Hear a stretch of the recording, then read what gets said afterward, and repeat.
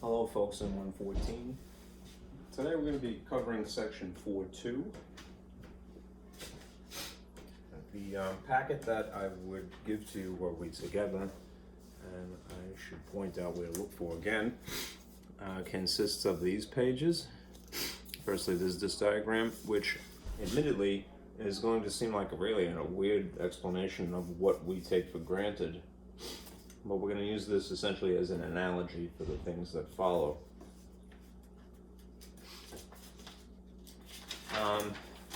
There's this empty table that I want to fill in with you.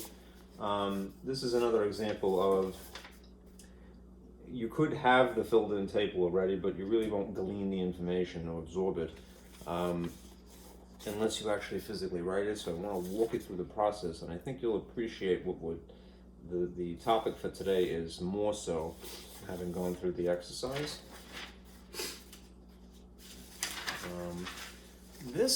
These are the character sets essentially that you'd be working with for the systems that we're dealing with, right? Babylonian and Mayan. What I included here was Myanmar's system, traditional system here, but you're not responsible for that. Okay, this is the model that we would follow when you're working in Babylonian, and this is the model that you would follow working in Mayan. Now, this probably needs work, but what I try to do is make a procedure if you're starting with what you might regard as an alien system, what is less familiar, and converting to what is familiar, namely Hindu Arabic. Sorry. And then the other way, starting with Hindu Arabic and working towards Babylonian or Mayan. There's procedures for that. I'm sorry. And then there are the actual examples that I swiped from your book and cut and paste them together for a PDF with the solutions, just to make you feel a little bit more comfortable. All right. And I think that's it. Yeah. All right. So print out these diagrams. We'll go through each one of them, and we'll get started. I'm going to start by reiterating sort of the overview diagram from last time, because I didn't write on it much, but it would be appropriate now, I think. It's snowing very heavily outside, so we got a lot of glare. I'm gonna have to block the light here. And probably adjust my blinds as well. There we go.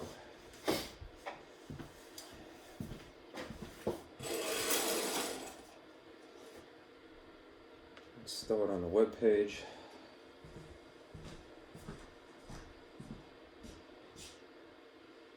I'm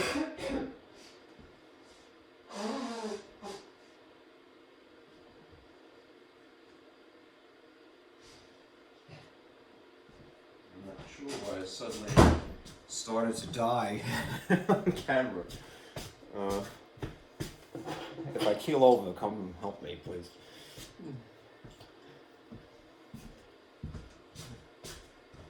Alright, that looks like it's probably as close to focus as it's going to get.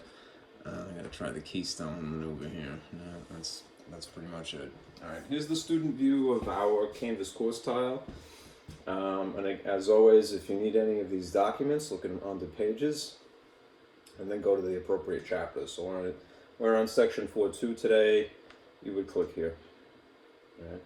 And again, I tried to sort of categorize these non-verbally according to like a distinct color. So here was section 4.1's material, all red. And now we're on section 4.2, so this is a different color, and I tried to separate it to make it obvious. If you analyze it, you'll see very closely that it says 4.2 somewhere in it, but I just grouped them together. Anyhow, the things that have the word new written next to them are the most recent diagrams that I made. So I would print those, especially in the examples. In color, because, well, color adds some depth to the description. Alright. Alright, now, I'll get rid of that. I already downloaded it. Minimize. Okay. I want to show you again the overview that I made for you for the breadth of chapter 4. So a quick little review, especially for something, it's a good habit as a teacher. When you're introducing something that is pretty alien, you know, a kid doesn't have a frame of reference built up yet, go start always by repeating a little bit of the information, at least from the last time that you met. All right, so let me pull out some colors here. What we covered from last time was basically from here to here. All right, the ancient systems, Babylonian and Mayan are even older, but that's why they're attached to this. But specifically the additive, multiplicative, and ciphered. All right, so these were all section 4.1. All right, what we're going to be discussing today is the positional systems that are ancient, all right, Babylonian and Mayan, right? Just to reiterate these points here, that's really why I had these spaces to begin with. That will summarize, okay? The basic idea of the additive systems, and that is a wee bit blurry. Let's see if I can tighten that up a little bit. Is that any better? It depends. You're like, it's the keystone. Yeah, it has to be sort of flat. Even though that looks silly to me. Sorry for the gyration here. Okay. That's going to be the best compromise I could make.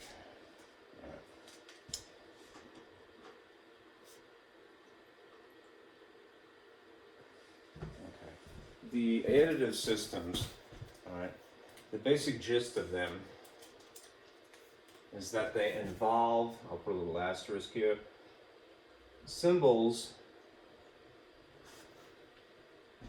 that are iterated, meaning repeated,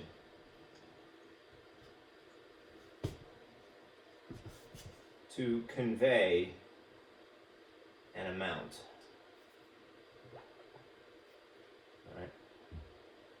Now, what makes one distinct from the other? That is Egyptian from, say, Roman.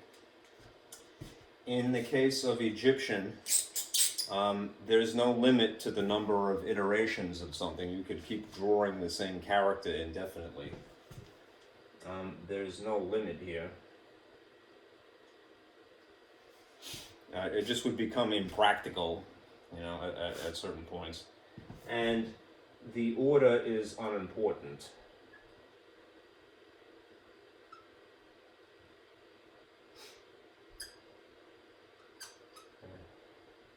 You might have a better scribe, you know, who puts things in a, you know, strict, rigid order, but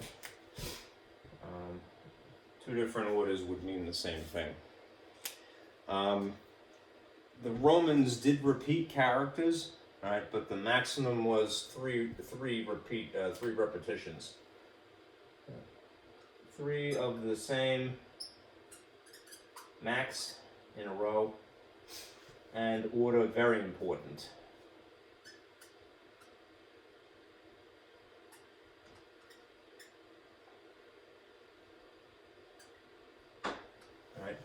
If you change the order of 2 characters in Roman numerals, remember that one would suggest subtraction and the opposite order would suggest adding.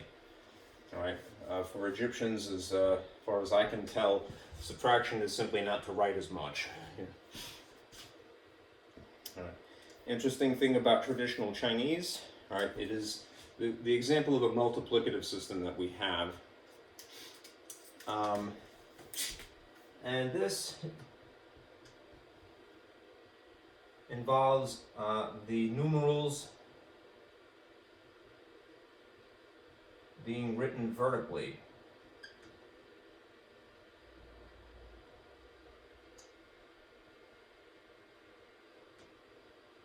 So as a person who is sort of raised in Western culture, that's kind of unusual to us, right? To have things written sort of vertically, right? And you multiply by powers of 10, essentially, but not exclusively.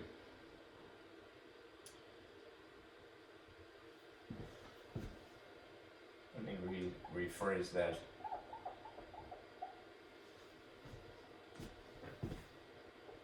The top character is multiplied by the bottom character. Okay. Now for Ionic Greek, I'm hoping my green marker cooperates. This is the example we have of a ciphered system. And in this instance, what's interesting about them is that the letters, similar to Roman numerals, writes very nicely actually, letters represent numbers.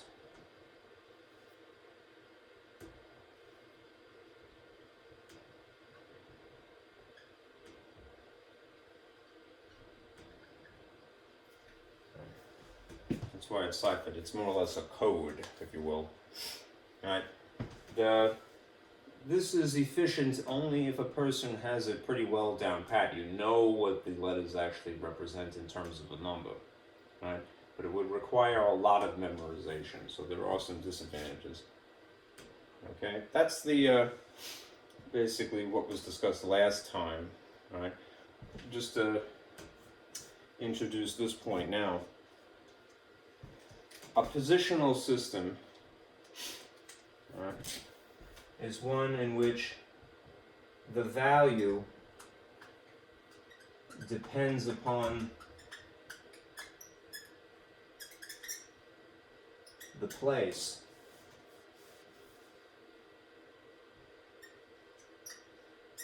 in a sequence of symbols, numerals. The value depends upon the location, the place, the position in a sequence of numerals. Right? That's really what we're going into today. It is arguably more complicated than the systems that we have discussed so far. All right? These are important though, because when we get into section 4.3, the modern positional systems, right, we're going to have to again relate it back to what we know. Hindu Arabic is what we know. And then introduce these three at least. Computers basically rely on these systems: binary, octal, and hexadecimal. Okay. Let's start with what is familiar.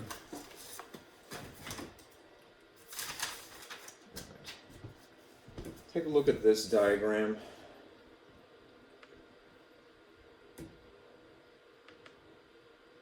And we could annotate this. Right. Positional place value characteristics.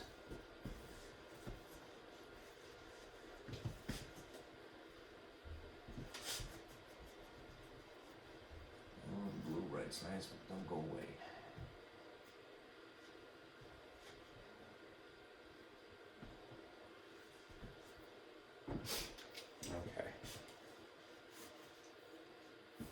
A couple of things to remember. Positional place value characteristics will consist of, firstly, a base number, all right? That is a multiplier, basically, what you're going to multiply by, basically, base. And a set, which I like to remind you we put in fancy braces normally, of numerals. That is the actual character set that you will use, all right? For our purposes, it should be 0 and then all numbers less than the base. So if you were base 10, as in the Hindu Arabic system, you would see a character set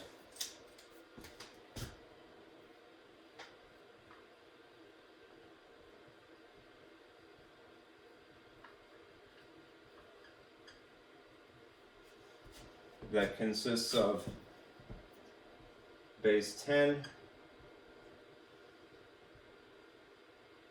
So we would have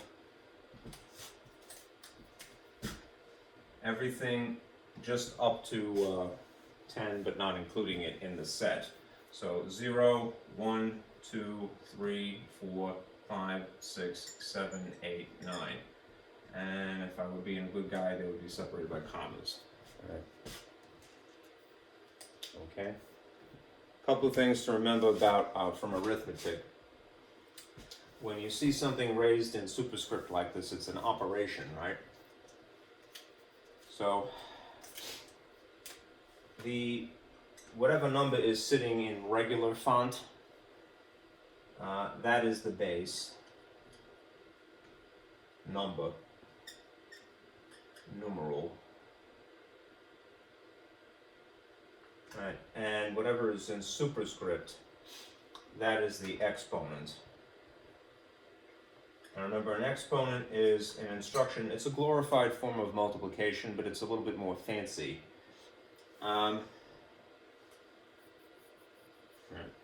This is an amped up to apply exponents, for example, if you had 2 to the third. It's an instruction to write this 2, that is the base number, that many iterations, and then multiply. So it'd be 2 times 2 times 2, which makes this value 8. Right. It's not an instruction to do 2 times 3. This is an example of when English gets you in trouble because of the phrasing of the sentence when you try and explain the instruction to a kid, right? You say, write the number 2 3 times, meaning 3 clones of itself, all right? 3 iterations, all right? It's not 2 times 3, it's written 3 times. Okay, they obviously sound very similar, those instructions, right? But they're not quite correct. They're not quite synonymous. All right. Here again is that point.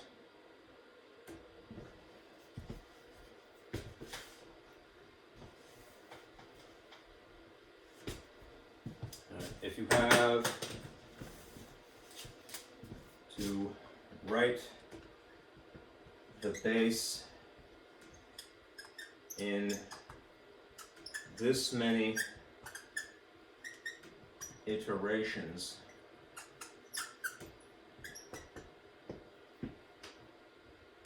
this many is whatever number is sitting here.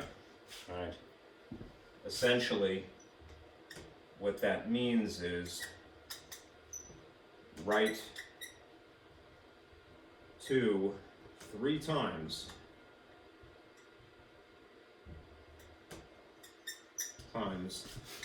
and then multiply. Right. It is not, right, write 2 times 3 and then multiply. These look remarkably similar, right? And it's an honest mistake for anyone, especially a person who is not born here and doesn't use sort of American English, I suppose. All right, these look almost exactly the same instruction, right? But notice this difference: 3 times versus times 3. In the context of black writing here, which is the correct, all right, 3 times is meant to indicate a context of replicating the actual digit, all right, namely the base digit, all right. The context of times in red, which is incorrect, is the multiplication symbol, all right? So if you do it correctly, it is 2 times 2 times 2. There are 3 2's, all right, which makes it naturally 8. If you did it incorrectly, I'll put it here with a little no smoking crossed out here. 2 times 3 is literally 2 times 3, which would be 6, all right? They're not the same thing. All right, so it may seem a little anal retentive to go through this conversation, but it is important because mathematics has to be very, very clear, ideally, and very precise. All right. Okay. Now, Now, focus more so on what you see here at the bottom. See if I can lift that up a bit.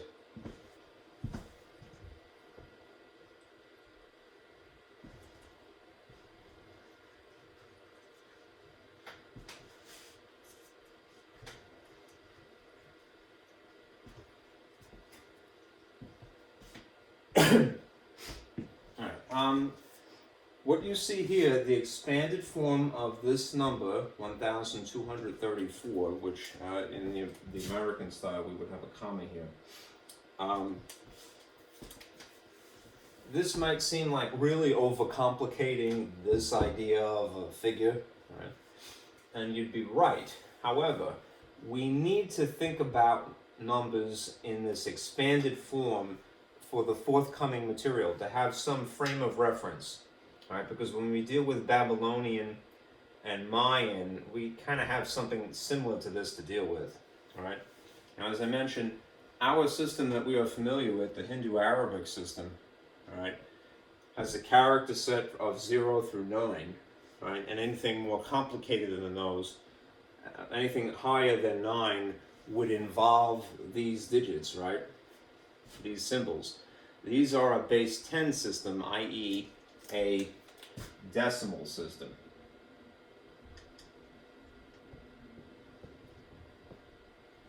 Right, so we need that as an analogy. Right? How we could write this in expanded form to illustrate using base 10. Well, if it's base 10, all of these things that you would multiply, you see written in parentheses here, would be times the power of 10.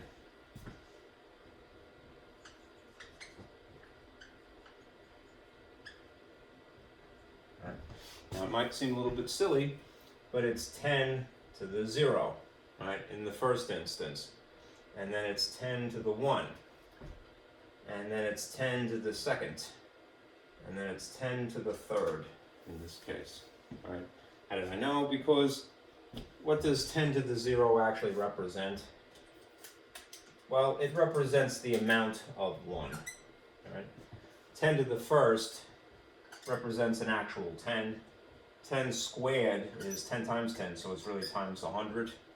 10 to the third is really 1,000. And since we go to the thousands place, we would need to incorporate as high as that power. Okay?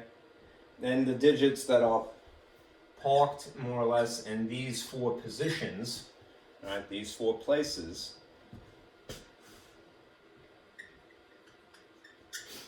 they would be the thing that you multiply by. So, a 4 times 10 to the 0, same as 4 times 10 to 4 times 1, it's just 4, right? That may, again, seem a little silly, like, why are you overcomplicating things? Believe me, we need this frame of reference for what is forthcoming. Next is the 3 is sitting in the tens place, so it would be 3 times 10, duh, right?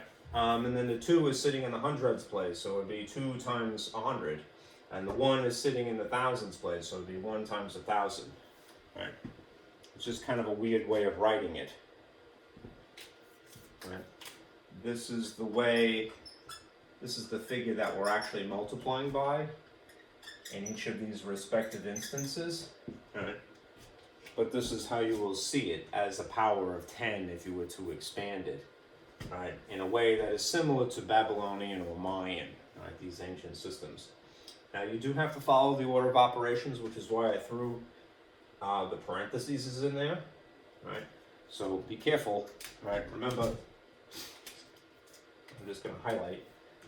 This is the multiplication portion of the show. You have to do first, in each of these cases, independently of one another, and then dead last, you actually add. Okay? All right, so that's how we think of a number, for example, 1,234, but this is the way that we have to adapt it, all right, for the sake of an analogy, some frame of reference for Babylonian and Mayan.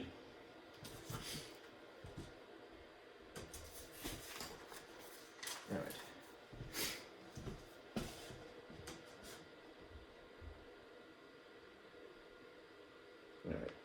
take a look at this, was it blank here? Here it is. This worksheet, right? As I said, I can't remember, I'll look very quickly on pages if I have a filled in form available. Let's see. Chapter 4. No, I left it out. Okay.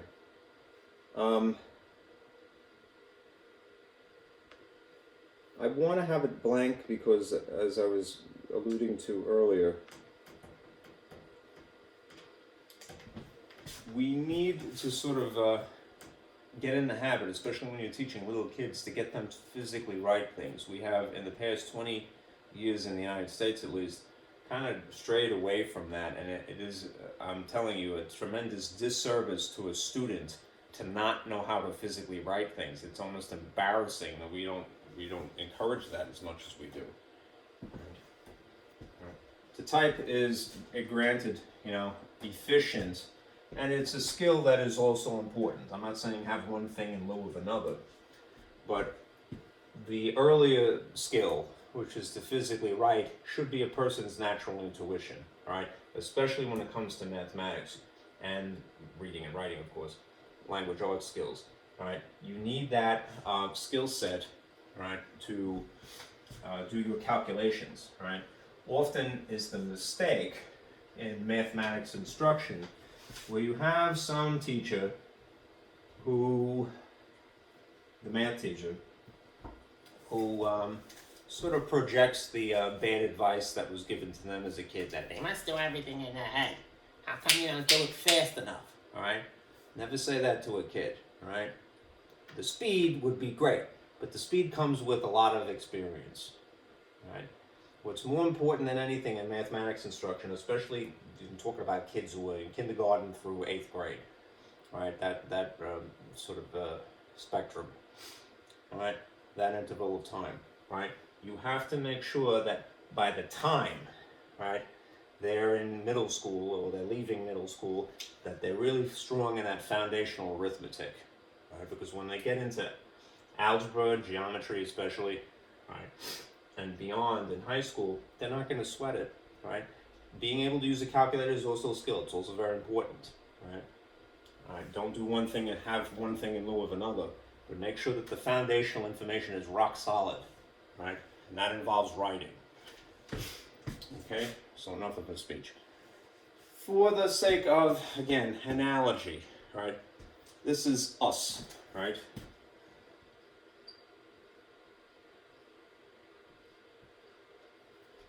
Our system, remember. The Hindu-Arabic system, right?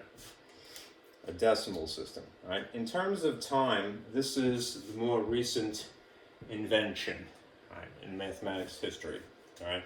This is from around, let's just say, 600 CE, right?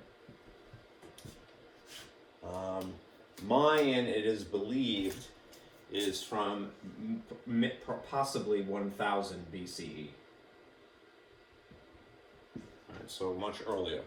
And Babylonian even more so, even earlier back in time. So something like 2500 BCE. Now, interestingly, Babylonian is from the so-called Old World, right? Right, this is the ancient Middle East.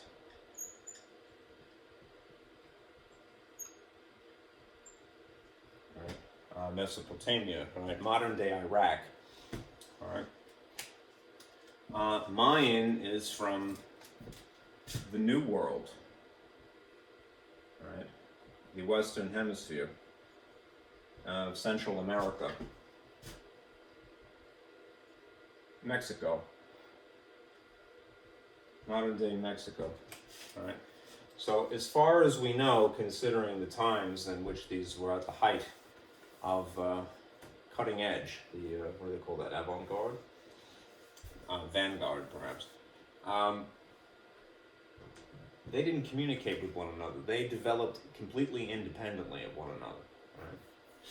Which just goes to show, I mean, there are obviously, they're very distinct from one another, you will see, but there's still the idea of using a symbol to represent an amount of something. All right, that's not just your hands. All right, math is the universal language. All right, as they say. All right. So anyway, our system is only about 1,400 years old. Right. These other systems obviously predate that. All right. Now, our system, as I mentioned earlier, is a base 10 system.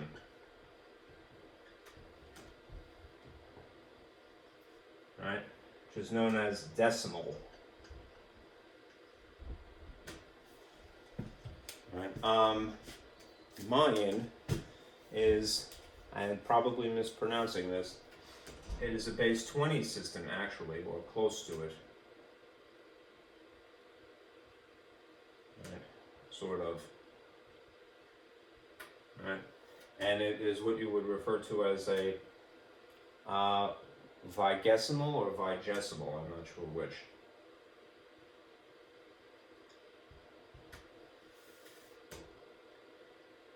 Vigesimal? Vigesimal. Yeah. The reason why I say it's not quite a base 20 system is because it also incorporates multiplying by 18 at a certain point. Babylonian is thought to be a positional system or something close to it, but it is a base 60 system, so sexagesimal.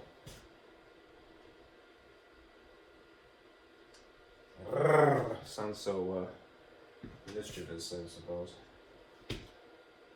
Who knew math could be so saucy, for lack of a better phrase.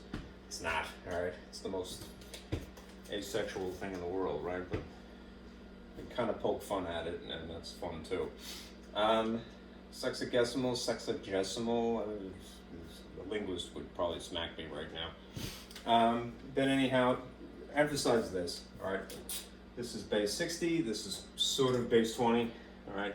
And ours is absolutely a base 10 system, alright? The older systems do not necessarily conform as well to this idea of rigidly that is the number that you multiply by, powers of 10, powers of 20, powers of 60.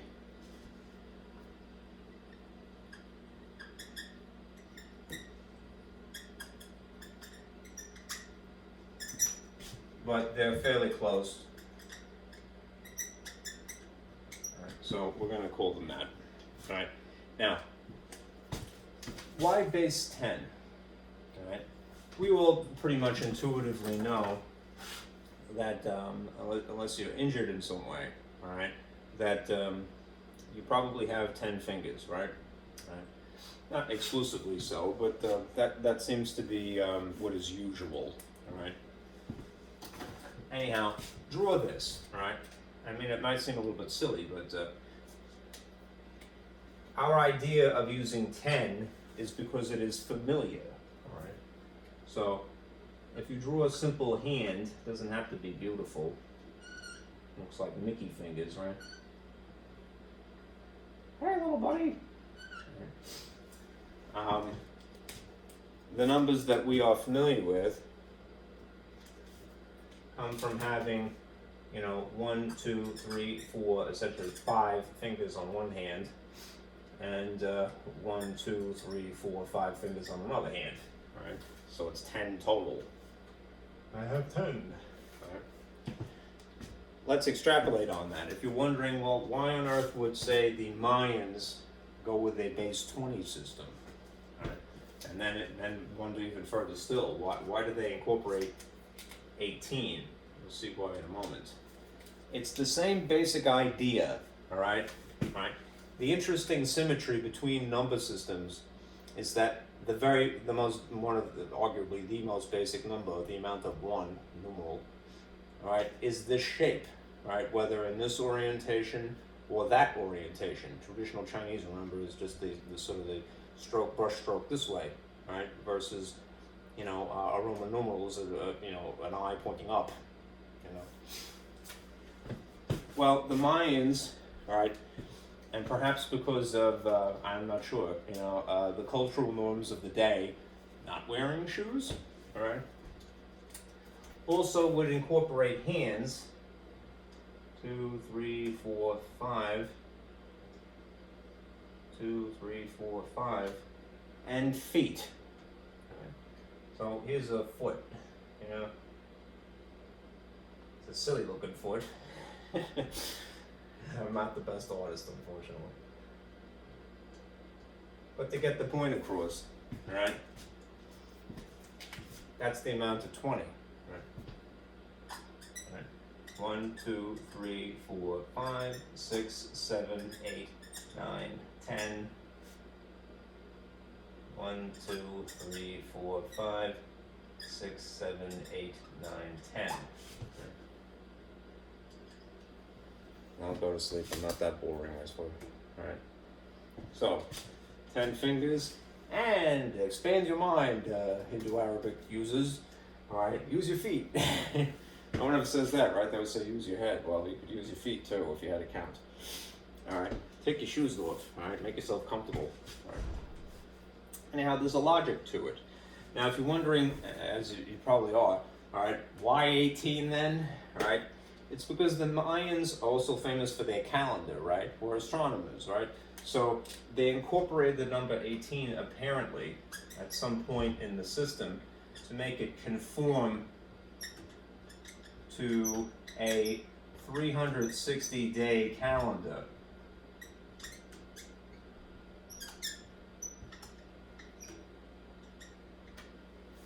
Okay.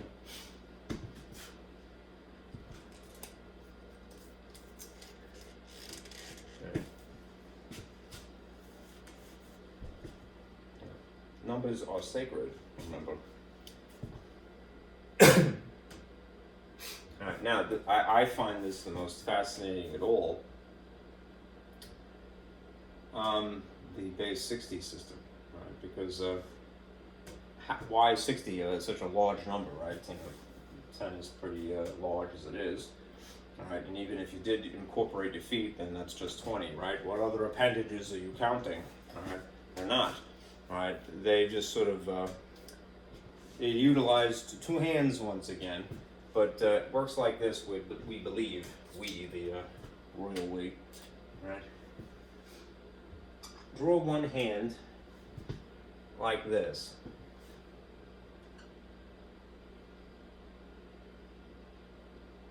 Sort of with finger guns, and then on the other hand, draw the second hand.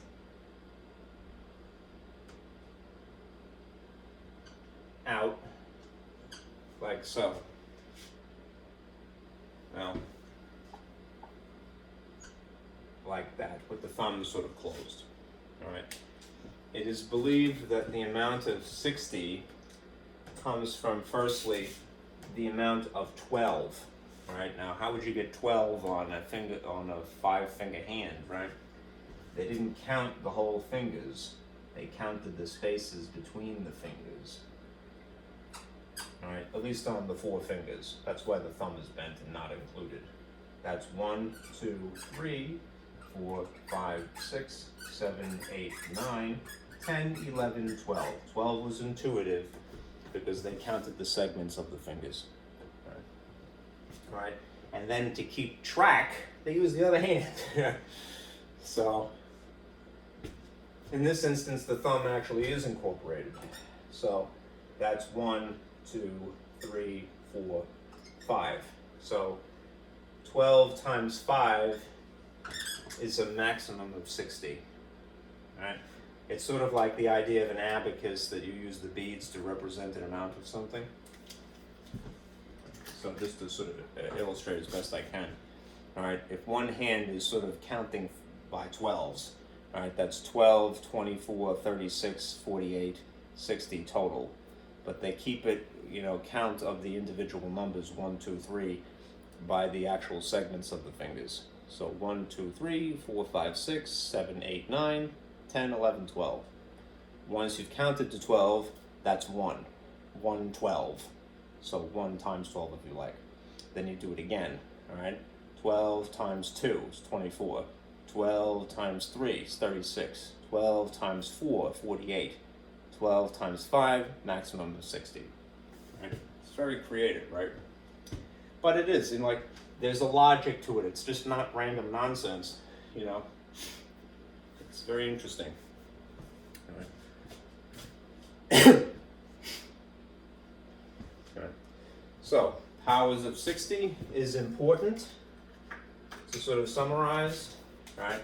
Powers of 60s means that you're going to use 60 to 0, 60 to 1, 60 to 2, and so forth, right? Base 20 is powers of 20, so that means 20 to the x. I'm running out of space. 20 to the 0, 20 to the first, 20 to the second, 20 to the third. At some point again, 18 is also incorporated again. It's to make the math calculate up to 360 where appropriate. And our system of base 10 is powers of 10. So it's 10 to the 0, 10 to the first, 10 to the second, 10 to the third. All right. There are more fun facts. So I'm going to scoot this up to maybe there. And erase some gobbledygook. And continue with the same color scheme, if you humor me.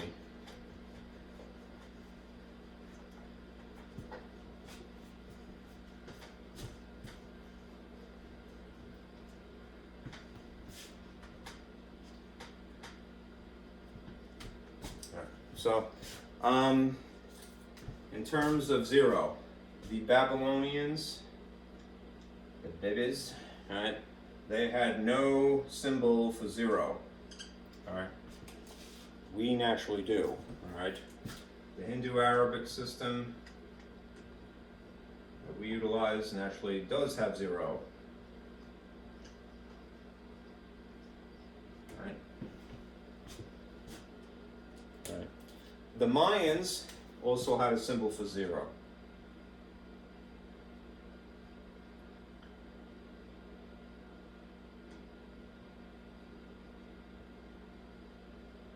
And the interesting thing when you see the character set for mine is that it looks very much like a 0, believe it or not. Right. Here essentially is what the character set looks like for Babylonian. It's not complicated. Right. I'm going to leave a little bit of space here because there is something else. You know what? I'm just setting that for another line. Right. Yeah. Draw fancy braces. What you are allowed, what you have to use. All right, and you may realize what you have to write with is the reason for the either complexity or simplicity of the system. All right, remember, traditional Chinese characters are beautiful because they're drawn with a brush, you know. Like a painting, it requires, you know, a certain degree of dexterity, right, to make them. All right, what did the Babylonians have to write with? All right, a reed, you know, chiseled at one side, right, into a piece of clay. They didn't have high technology in terms of writing implements yet, right? It's old, so they have these wedge shapes. And although I didn't really exaggerate it quite enough,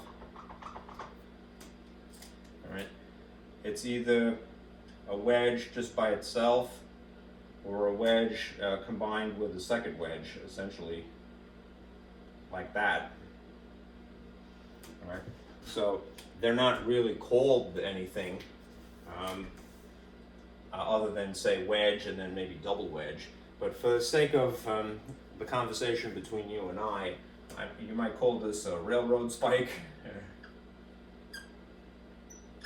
You know, I'm just being silly. And a boomerang. Because that to me is just what it looks like, right? And that's just totally my own, you know, feeling about referring to it, right? What do they represent? A single wedge is just the amount of 1. Again, that sort of shape, all right, represents a finger, you know, in a very simple way. All right, a boomerang is the amount of 10.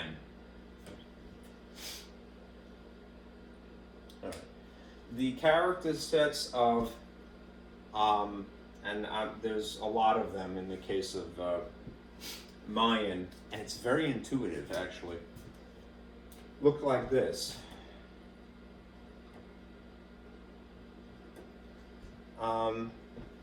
They have this distinct sort of, looks like a coin in profile, right? Which is the actual number that the symbol they have for what would be 0. All right. And instead of a sort of line to represent like a finger, all right, to represent ones, they have just simple dots, all right? That represents the amount of 1. And then if you had, think about a line as being comprised of dots. If you had more than 4, all right, 1, 2, 3, 4, you would have a line instead, right? A line would represent the amount of 5.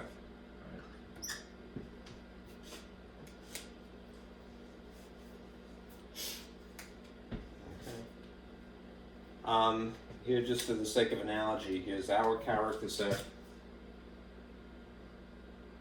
0, 1, 2, 3, 4, 5, 6, 7, 8, 9.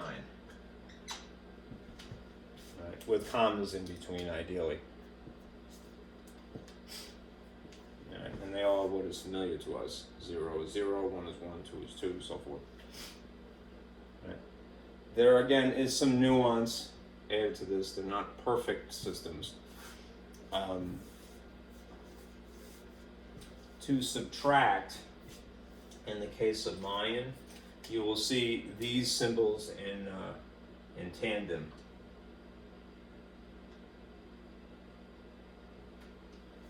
Whenever you see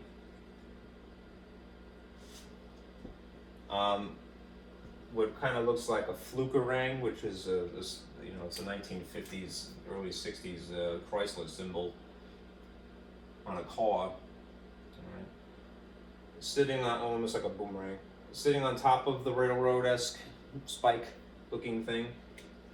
These in tandem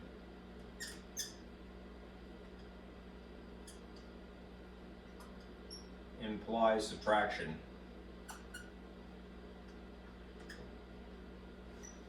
Subtract. Okay? So you'll see a character here, then those two things together, and then a character here, and it is basically an operation.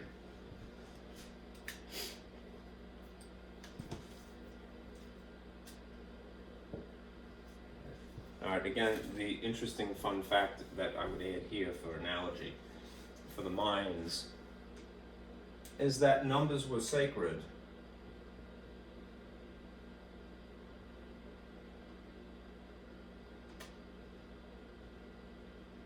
Right, the actual symbols, like for example, the number 3 represented God of the wind,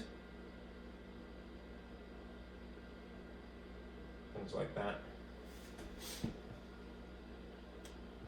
And times 18 incorporated at some point, right, for the sake of the calendar again.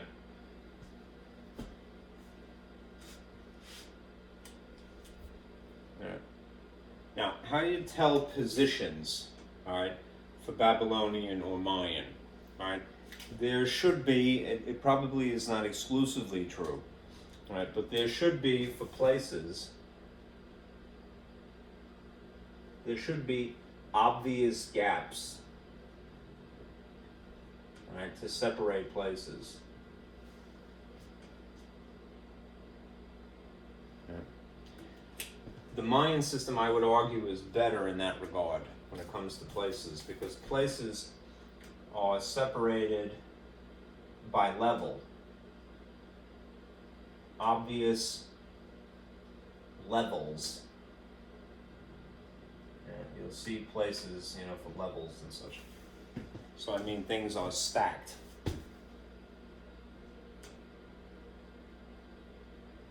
It's a lot, But I really actually like the Mayan system very much because it is very intuitive when you actually are using it. Okay. All right. That's enough fun facts. It's more or less an overview of section 4.2. Let's get into the weeds now. If you need a model when you're doing any of these problems to start with, I tried to make one. This is, no, I don't want the PowerPoint. There it is in my PDF. All right. Here's a model that you could use for Babylonian. get rid of the mess in between.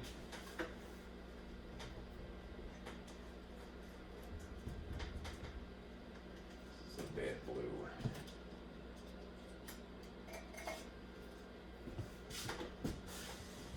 And Babylonian Mayan models.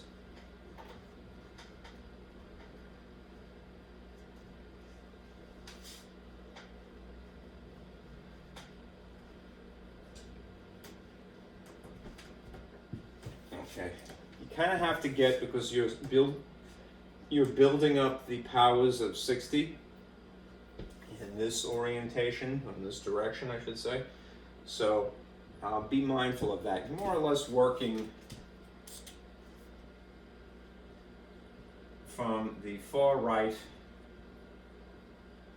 of a page to the far left. We're not used to writing that way in the United States. We write from left to right, you know, for virtually everything, right? But for building up these powers of 60, you would have to do that, right? Again, I like the Mayan system for that reason, because and these things that you see in parentheses here are going to be the groups of symbols that are the wedges or boomerang shapes. Mayan will be these obvious levels that represent places. Alright, so this is a place value, a place value, a place value, a place value, a place value. Alright, remember the ground level is power 20, 0. Alright, level 1, like an elevator, right? This is like the basement. Level 1 would be whatever the group value is, times 20 to the first. Then after this point, and this is why it gets a little hokey, not hokey but complicated, is that you still use 20 to the 1 on level 2 here, but then at that point you incorporate 18. Right? Notice this value here. 20 to the first is really 20, right? So it's one iteration of 20. 20 times 18 is 360. 2 times 18 is 36 with an extra 0, 360. All right, again, that's not a mistake. That's because their calendar was slightly less precise than ours today. Even ours is not perfect though. And then they continue with 18 thereafter. So you're gonna see 20 to the first twice, right? On this level and then again on this level. But in this level it's times 18, and then thereafter it's 20 squared times 18, 20 to the third times 18, and so on up. Okay.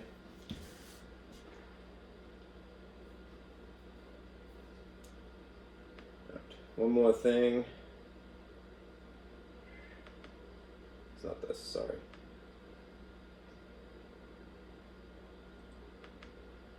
Okay.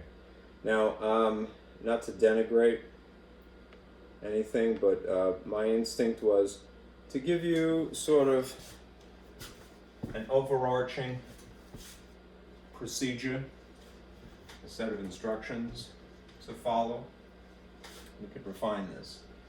Think of classifying things as either alien or familiar, right? And that's all I mean by that. Alien as in you're not used to it, right? So when you're converting from the alien system, the hieroglyphics or the Babylonian or the Mayan symbols, to what is familiar, that is standard Hindu-Arabic numerals, all right? This, if you're following this train of thought from alien to familiar, know that you're multiplying. You're going to multiply. All right? Now, by what exactly depends on the systems, right? In which direction. All right. I put this cloud of thought here because those are what I would classify as the alien systems. All right. What is familiar is, again, Hindu-Arabic is a base 10 system. So base 60, all right, what have you, or 20, and then you can convert it to base 10. All right. Here's a sort of procedure to get you going. All right. Step number 0. Because I'm a weird guy, I like to start with 0, I guess. All right. Is to identify the character set of the alien system. So if you see a bunch of wedges and boomerangs or things that kind of resemble that, all right, write them down. All right. All right. If you have a base system that is greater than, say, 10, we use capital letters to represent something like 11, 12, and 13. That's not really going to be important right now, but I'm going to reuse this piece of paper when we get to section 4.4 and 4.3. All right. Step number 1 is identify the number of groups. All right. All right, I should add another word here, levels. Digits, levels, groups. All right, think of these as being three of the same type of thing. The number of digits, levels, or gapped groups is equal to the number of place values. equal to the number of place values. Right. What you're going to do is, Then, having counted how many groups, levels, or place values you have, you're going to write out the powers of the alien system, so it's base 60, all right, in this many places. You're going to start with whatever the base is at 0, all right? These will be your factors, the things that you multiply by, since this involves multiplication, i.e., what you multiply the digit or group by, all right? And then step 3, you actually multiply and then add. Right, this is kind of a vague reference to that sheet from just a few moments ago. Right, the model that you will be using. All right.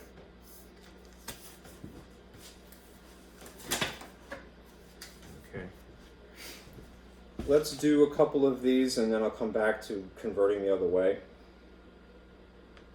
Here's the examples from section 4.2, and you can see that the answers are included, but I'm going to purposely obscure some of this so we could walk through it. Can I get rid of the paintbrush?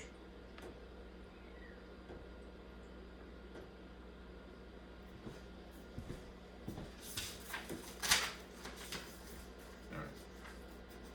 So for example 1, Is it a little? It's visible, right? What you see are a boomerang, boomerang, boomerang, wedge, wedge, wedge, wedge, and then what's supposed to be an obvious gap here, and then a boomerang, boomerang, and another wedge. Right? The essential that you're doing here is that you're going to convert Babylonian into Hindu-Arabic. Right? So, what is alien into what is familiar, fam here. Okay. Let's identify the character set. You can kind of see it there staring in the face anyway. But the character set is a bunch of wedges, all right, and a bunch of boomerangs. All right, and at worst, we might have this other concept later on where we have these things in tandem to use subtraction if necessary.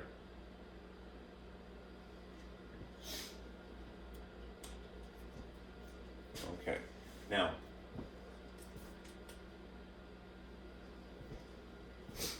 pardon me 1 second.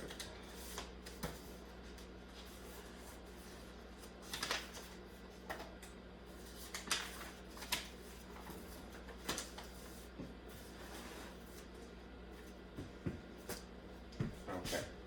So next thing is identify the number of groups. Groups. All right. If you see here, all right, maybe I could make it a little bit larger. I don't want to make it too big, but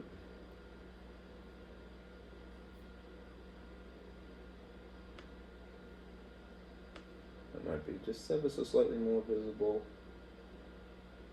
All right. If you analyze this, what you see here is that there's a gap in between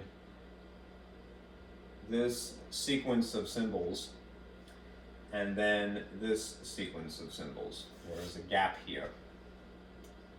Big gap, it's not just in the mall. Okay. So that means how many groups? Just 2. All right. We're now going to write out the number of powers of the alien system to, in reference to the number of groups here. So we have, if it's a base 60 system, this is base 60.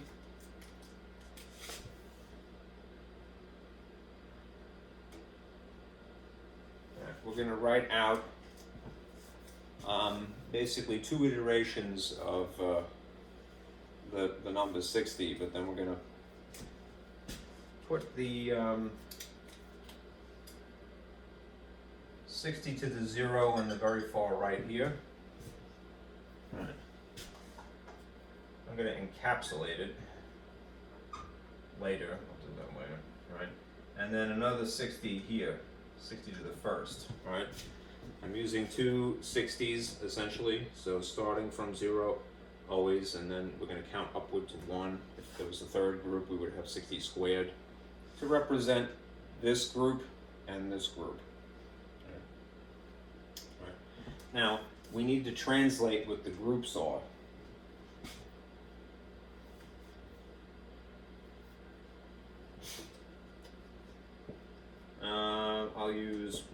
Reluctantly I'll use red.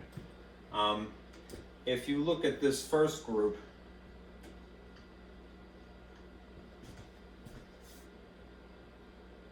that's going to be multiplied by 60 to the 0. A boomerang, remember, represents the amount of 10, and a single wedge, railroad spike, whatever you like, is the amount of 1. Right. So if you see boomerang, boomerang, that is 10 plus 10, and then a railroad spike is just the amount of 1, so it's 21. Right. This is 21,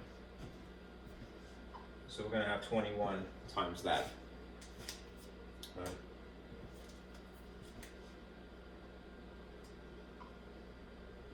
That's all what this first group represents in our system. All right. All right. Now the next one, boomerang, boomerang, boomerang, railroad spike, spike, spike, spike, is 10, 20, 30, 31, 32, 33, 34. All right. This amount is 34. So we're going to multiply it by 60 to the first is 34.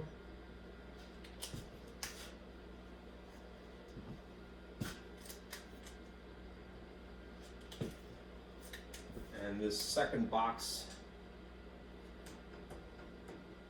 is that collectively. Now I should put a bracket here if I were going to follow the formalities of modern math, but not really necessary. Right? What you have to do after the fact is then add these things. Okay, so that plus that. Okay, so remember, what is almost anything to the 0th power? All right, with the exception of base 0 itself. All right, that much is just the amount of 1. All right, 60 to the first is really just 60. So this is 21 times 1. All right, which means that this is 21, and this is 60 times 34, which is a little bit yucky, right? 34 times 60. 24 Is 2040, it looks like, right?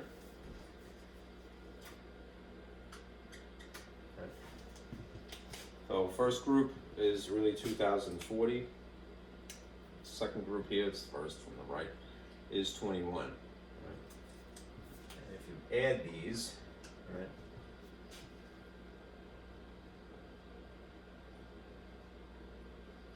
it should be That amount, 2061. Right? Takes a lot of getting used to, right? Just go slow. Alright,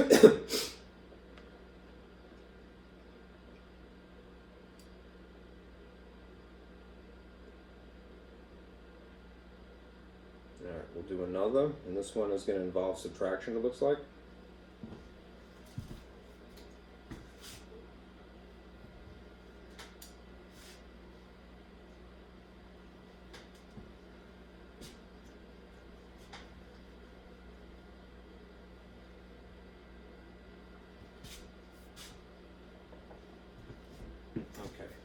The essential procedure is still this. It's still converting from Babylonian to Hindu-Arabic, which means essentially the alien system to what is familiar.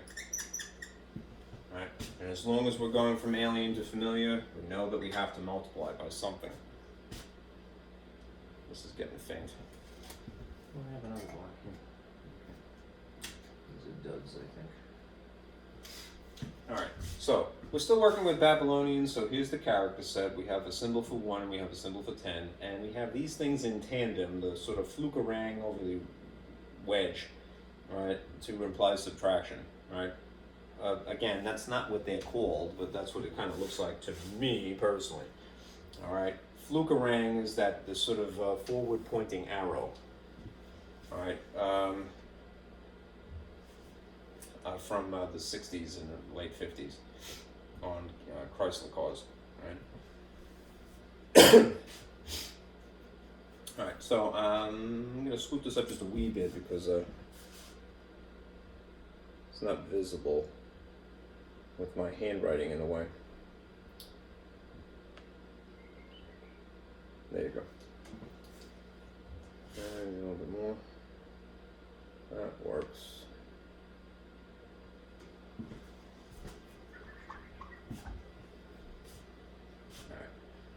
Let's identify the number of groups, right, that we have to work with. Right. They're asking us to write this group of wedge, boomerang wedge, and then that's the second group, and then boomerang with these two symbols in sequence, right, the sort of flukerang over the wedge, and then wedge as the standard Hindu-Arabic numerals. So there's quite a lot here, right? That's a group, and that's a group. So we have 3 groups, right? Therefore, how many 60s are we going to write? 3, right? Starting from the exponent of 0. So, Although it's writing things backwards from our, sort of Western perspective, this is what we have to work with. I should probably, if I'm a little bit more strategic, give myself some more room, alright? So let me space these just a wee bit better. alright, so we have 60 to the first to represent the first group, 60 to the 60 to the 0, 60 to the first, 60 to the second. Okay? Now we're going to translate The individual groups, what we multiply by, each of these.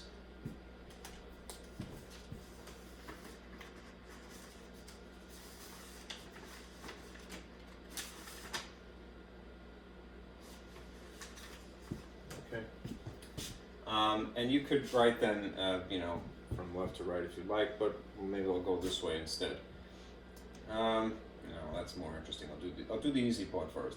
Alright, wedge is 1 and then another 1, so 2. Intuitively you add them. Alright, like Egyptian, right? So this is really 2, so it's 2 times 60 squared ultimately. This is a boomerang and a wedge, so that's 10 plus 1, which is really 11. So 11 times 60. And then here's the subtraction problem, right? Think of this in here as meaning minus. So whatever the wedges sum on the left side, now minus the wedges on the right side. So if it's boomerang, that's 20 minus, I'll get my handwriting out of the way. This essentially means 20 minus 2. 20 minus 2 is 18, of course. Okay. All right. So, again, this is your first group. This is your second group. And this is your third group. Right. And ultimately, after we do the multiplication and apply the exponents first, actually, we'll just add everything up. Okay. If I had a little bit more space, what I really should do is have this in the center of the projection, and then draw these boxes immediately under so that it flows without having to go backward and forward. But you work with what you got, right? Anyhow, a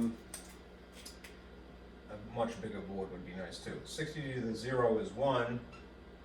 60 to the 1 is 60. 60 squared is 60 times 60, right? So that's 3,600. You can see that this gets out of control real fast, right?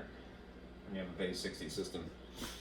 All right, so this is essentially 18 times 1, which is just 18. That's easy. Right? 60 times 11 would be 660. 6 times 11 is 66 with an extra 0 is 660. And then 3,600 times 2, let's see, 36 times 2 is 72. And then 2 extra zeros should be 7,200, I believe. Yep, okay. And that's going to be added.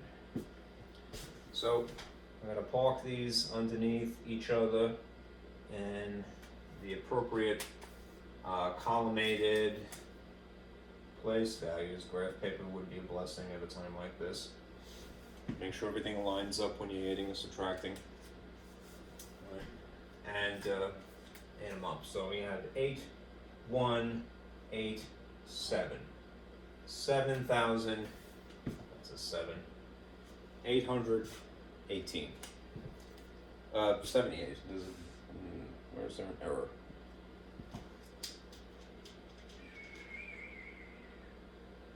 Oh, is it 60? Sorry. Ding dong. Calling myself a doorbell, if that makes any sense. Alright. 6 and 1 is 7. Alright, so 7,878 we should get. Okay. Now I believe the next one is going the other way. Yeah. So before we get there, let me go back to the other slide and discuss the other procedure. Not this one. All right. Which is this.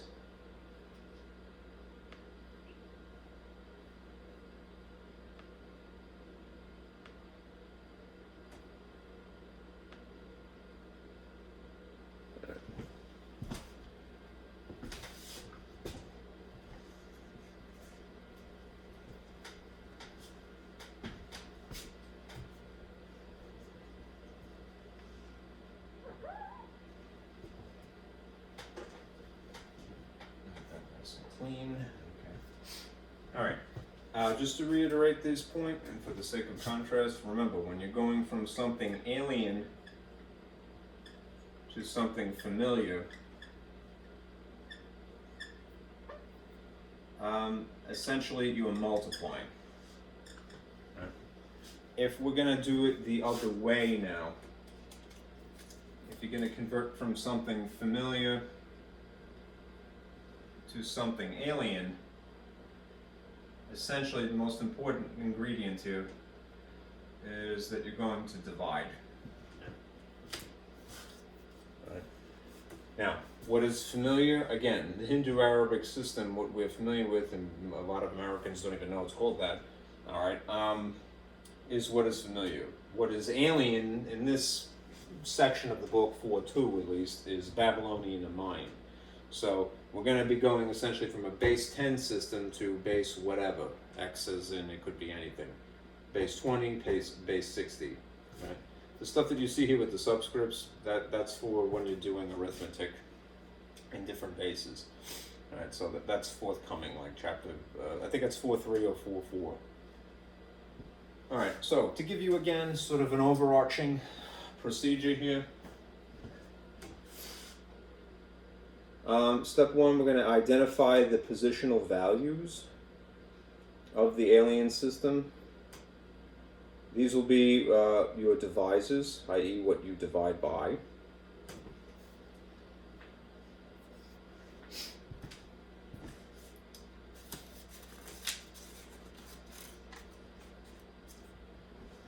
What I would mean by positional values,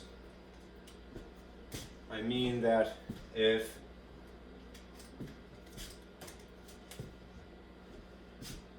If 60 to the 0 is 1, then that's what you're going to divide by.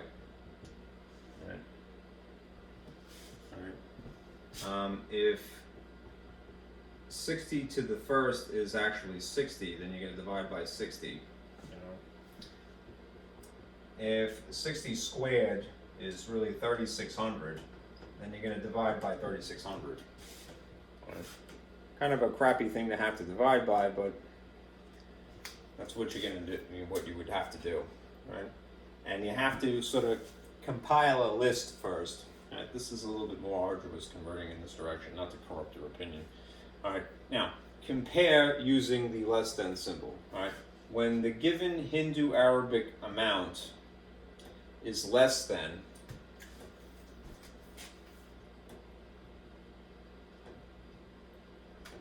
the place value, that is 1, 60, 3600, whatever it is, use the next lowest place value to divide.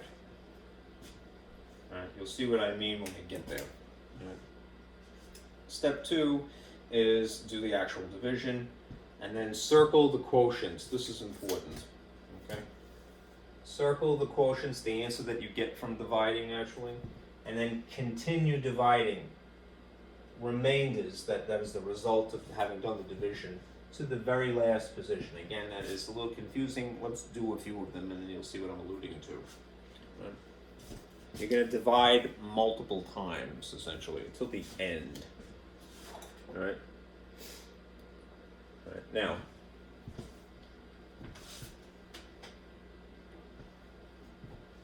each quotient is going to represent a group.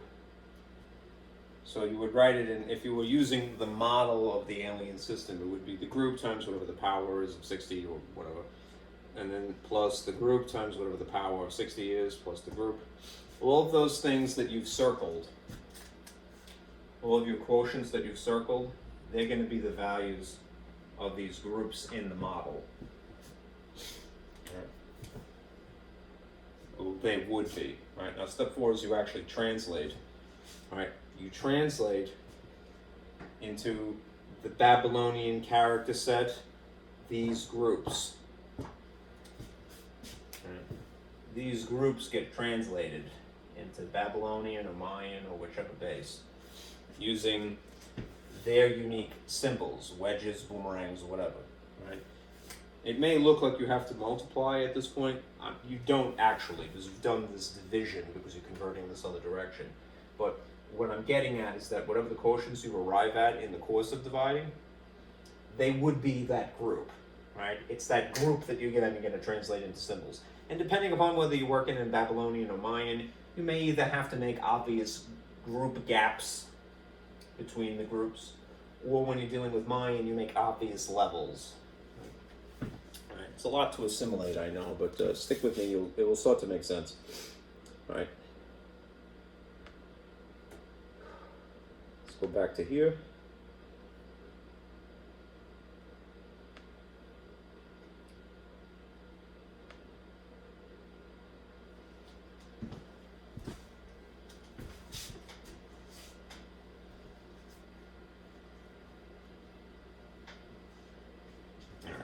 So, we are going to be primarily focused on this now. Converting from what is familiar into something alien, and so we know that we have to divide at some point. That is really what is essential, knowing whether you're multiplying ultimately or whether you're dividing ultimately. Okay.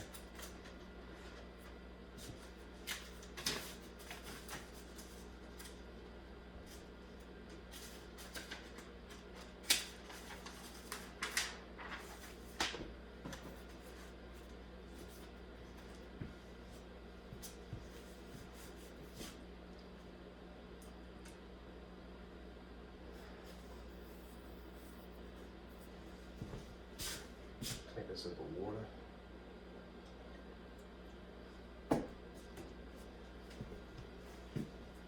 Okay, so the number that we're working with is 2,519 if it's not visible.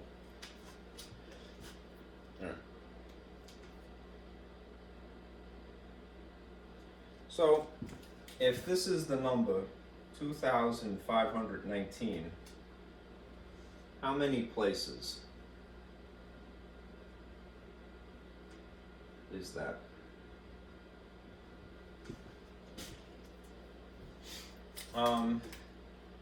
It's 1 place, 2 places, 3 places, 4 places, right? It's 4. Right? That means that we're going to need to identify, at least minimally, I think I'm writing on myself now, 4 powers of 60. Right? So we have 60 to the 0, 60 to the first, 60 to the second, 60 to the third, minimally. Right? And let's see what their positional values would actually equate to. Right? Right. 60 to the 0 is easy, right? Because it's just the amount of times 1, ultimately.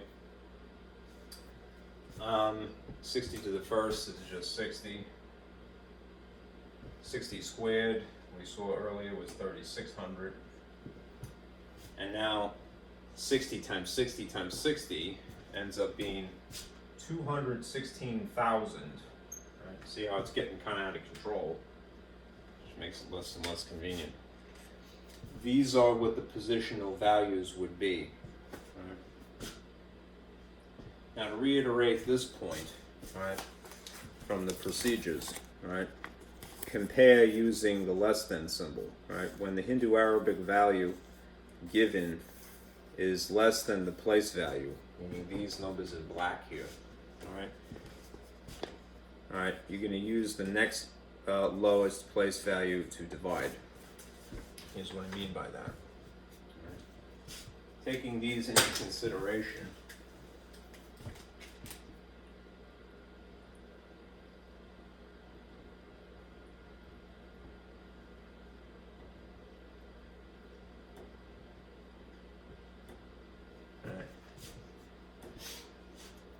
if the value in red here,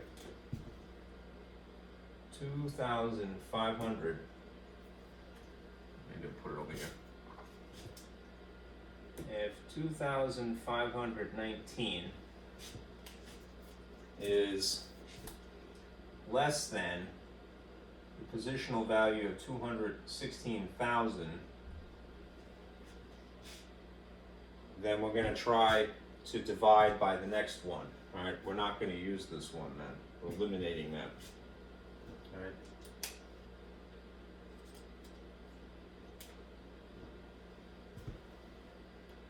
If 2,519 is less than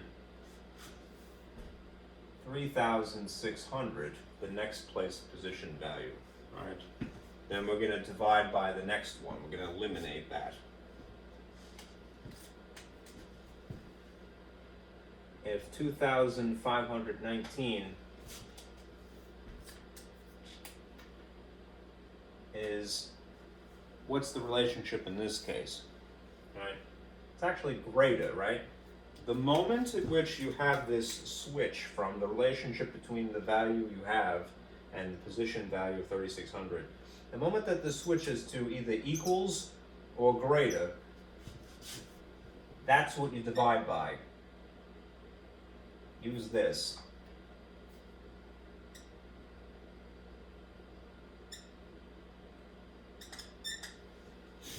right? When switches, From less to greater, then you use that to divide. 60. right? So I'm going to use 60 into The figure 2519, which is appropriate, right? Because you can actually divide it and get something meaningful.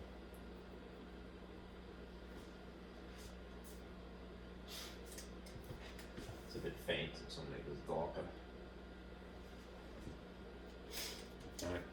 60 does not fit into 2 nor 25, but it fits into 250. Estimate how many times. Well, this is why knowing your multiplication tables is good. You can use your calculator certainly if you want to figure out part of this, but you actually need to do it more or less by brute force, by hand, because you need to get the remainder, and your calculator may mislead you. So it'll give you a decimal as a default setting. So I'll do it slowly.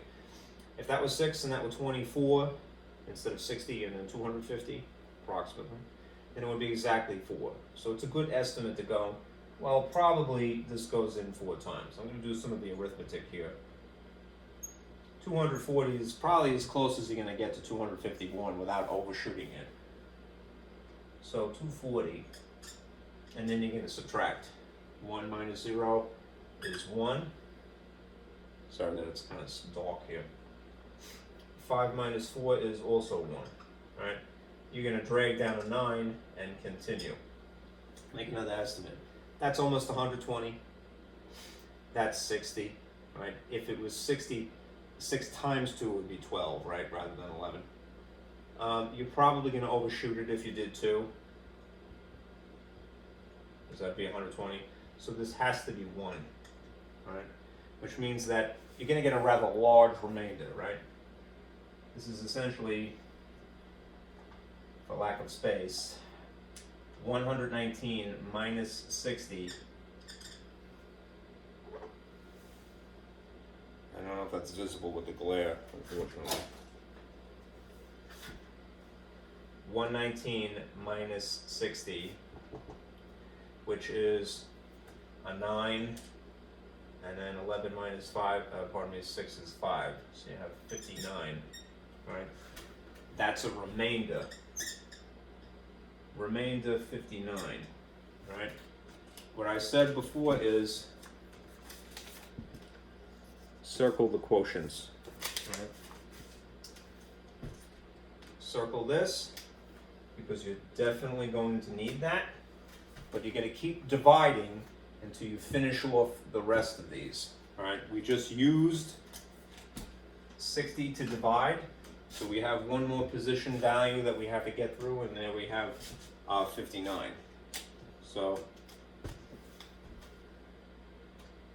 we have the position value of 1 into essentially this 59.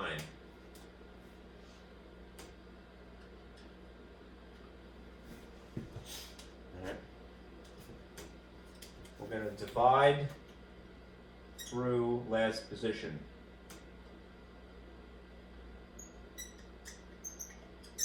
Alright, so it's super easy because what are you dividing by always as the last one? Dividing by 1. Alright, it's not going to change anything. Alright, 1 goes into 5 exactly 5 times and it terminates. 1 goes into 9 exactly 9 times and then it terminates.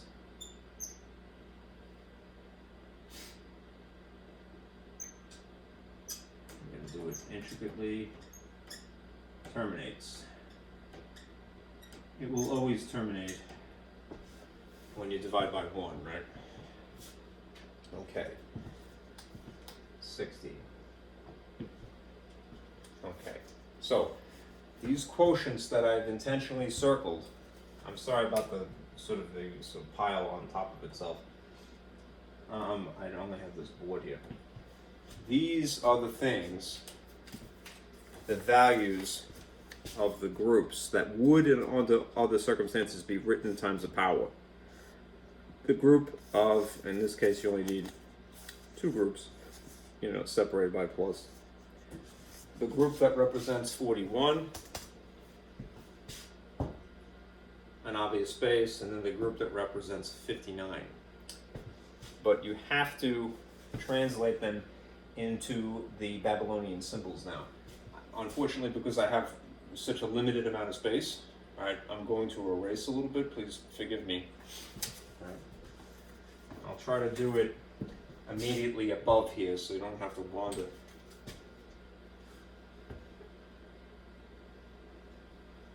Too much.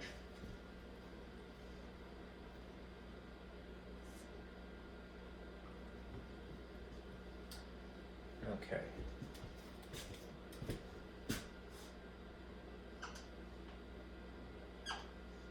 All right.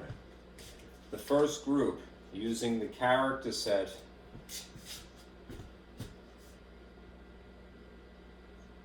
of a wedge and a boomerang. And then if it's absolutely necessary, if it makes more sense, a flukerang with a wedge.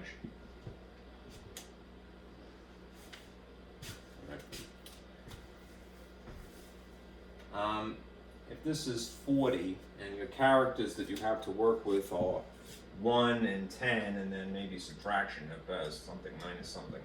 right, there's probably more than one way to do this. In fact, I'll show you the 2 ways, neither of which is wrong. But if you were a professional scribe in ancient Babylon, right, you might get you might be using up more clay than is necessary. You know how people say, "I'm using up so much paper." Well, I'm trying to tabulate here. Don't get mad at me, right? 41. What intuitively would you use? You could, in theory, use 41 wedges, right? But it's not efficient to do that, right? So what might be intuitive is 40 plus 1, which would be what? Which is a boomerang, a boomerang, a boomerang, a boomerang.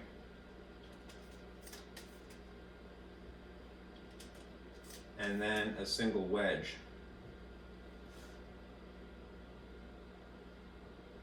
Right? To represent the first group. Alright? It's the first group times 60, remember. We divided it out to get to that quotient. Alright?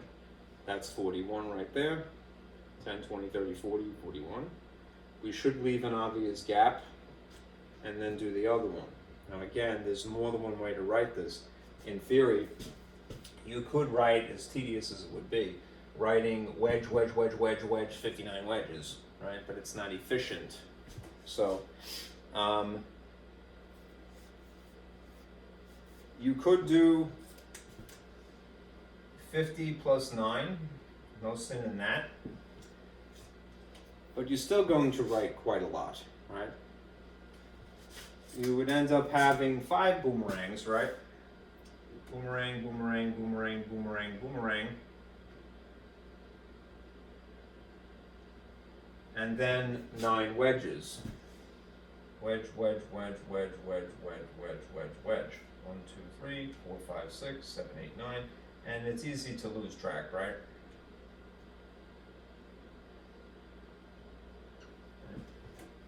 That would work. The alternative would be, instead of adding and having so much more, incorporating these 2 symbols to subtract instead, right? You could instead use 60 minus 1. So that would be boomerang, boomerang, boomerang, boomerang, boomerang, boomerang.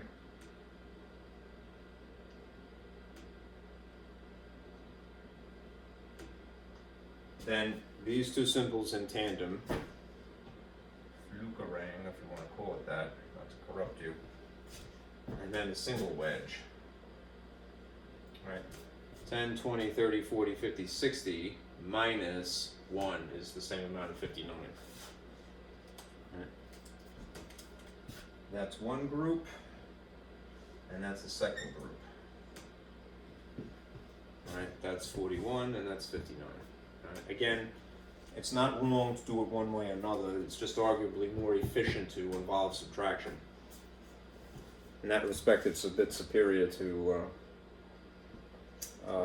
Egyptian hieroglyphics.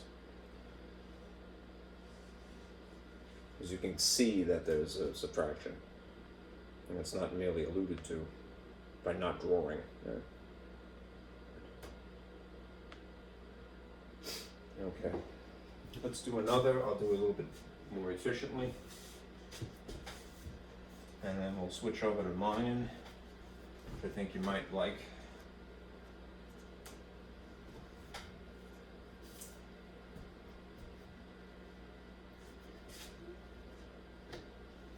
Okay. We're going to write the standard Hindu-Arabic number as a Babylonian numeral system.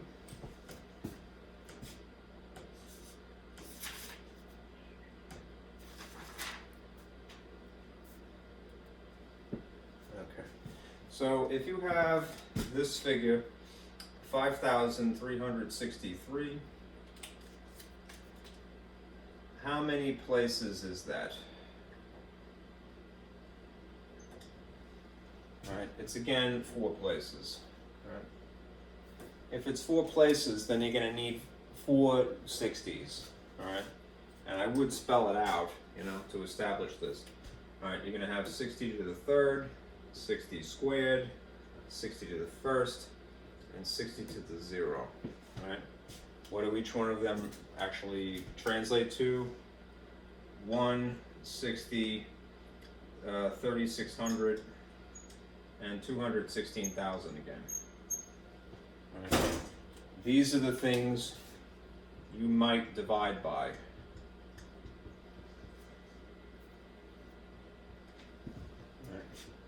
In order to decide more or less where you start in your division, you have to compare this number, less or greater, to each of these things. Right? So I write it even if it seems a little silly. I think it's better to over-explain something. 5,363 has what relationship to 216,000? This is less, so I'm not going to use this one. Right. 5,363 has what relationship to 3,600?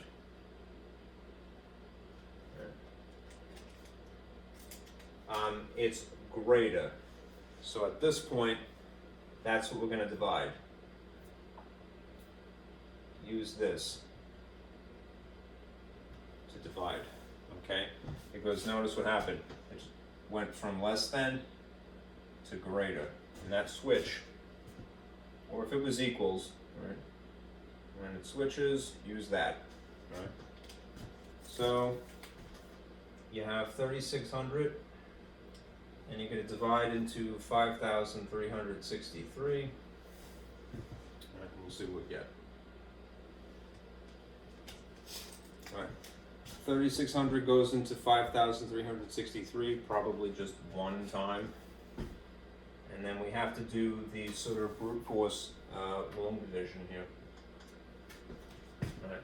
Because we need not just the quotient, we need to know what the remainder is, and that's how you would get it. The calculator is going to give you a decimal. All right. So 3 minus 0 is 3, 6 minus 0 is 6. That becomes a 13, right? 13 minus 6 is 7, and 4 minus 3 is 1, right? This is the remainder, all right? So rather large remainder, but now you're going to divide again, right? We've used this 60 squared So now we're going to use this number, if we can help it.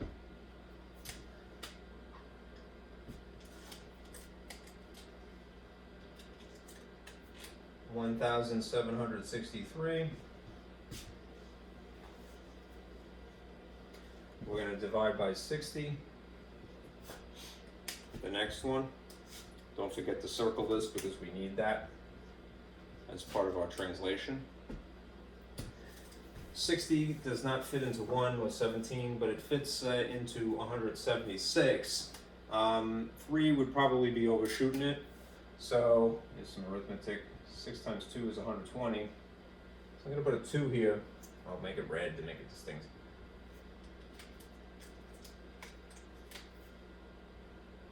$126, and that's 5. Drag down the 3. Readdress the question here.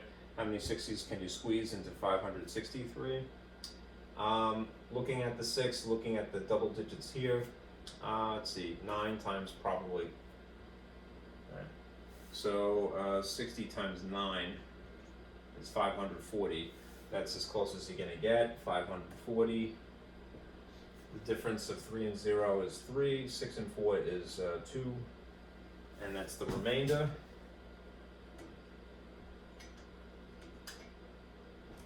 Right. So we're going to keep going. We've used this. All right, now we're going to divide by 1 because it's the leftover here. We go all the way to the end.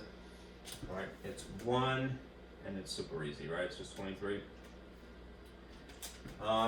1 goes into 2 obviously twice and terminates. 1 goes into 3 exactly 3 times and it terminates. Right? Terminates. Yeah. Alright, so look how many groups we have. Having used these positional values of 3600, 60, and 1, we have 1, 2, 3 groups to translate. All right. I'll erase a little bit.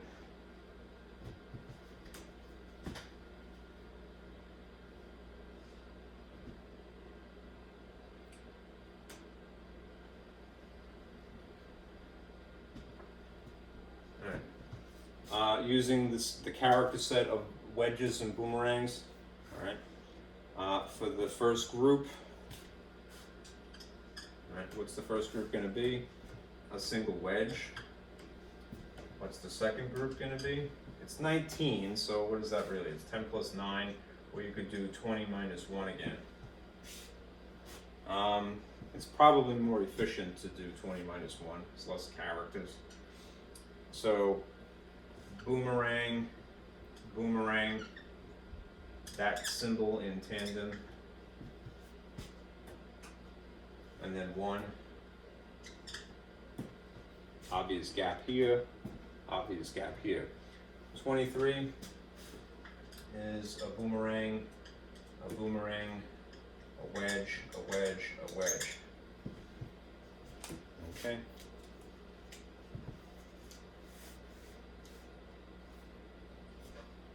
All right, so 1 times 3600. 19 times 60 would be 23 times 1. All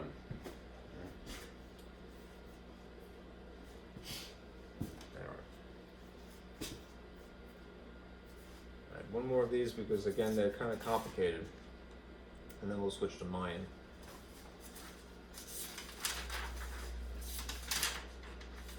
And there's 2 examples of Mayan.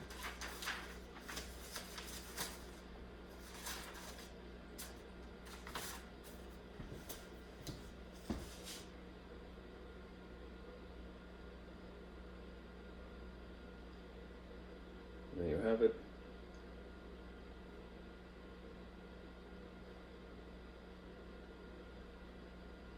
Did I make an error? I did make an error.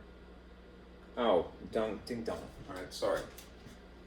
That times 2 here, so that's not a 1, it's a 2, right? Which means extra boomerang, sorry.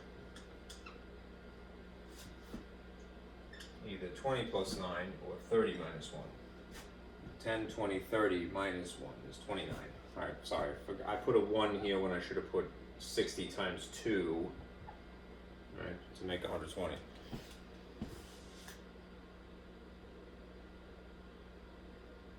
Alright, here is 5.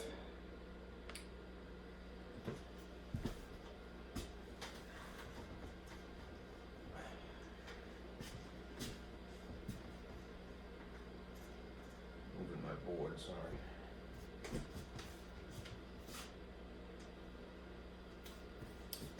Okay, last of the Babylonians.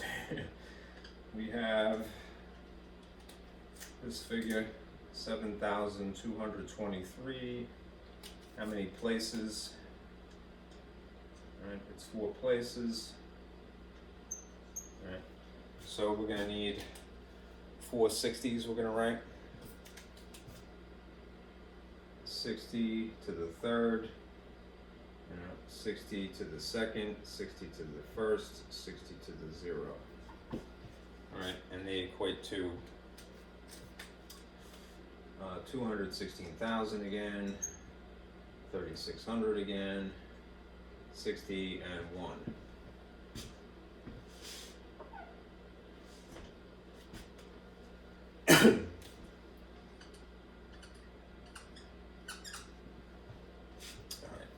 Compare.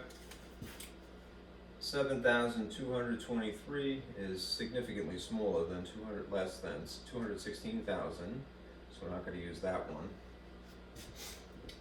7,223 is greater than 3,600 though, so we're going to start here. All right. 3,600 divided into 7,223. Right.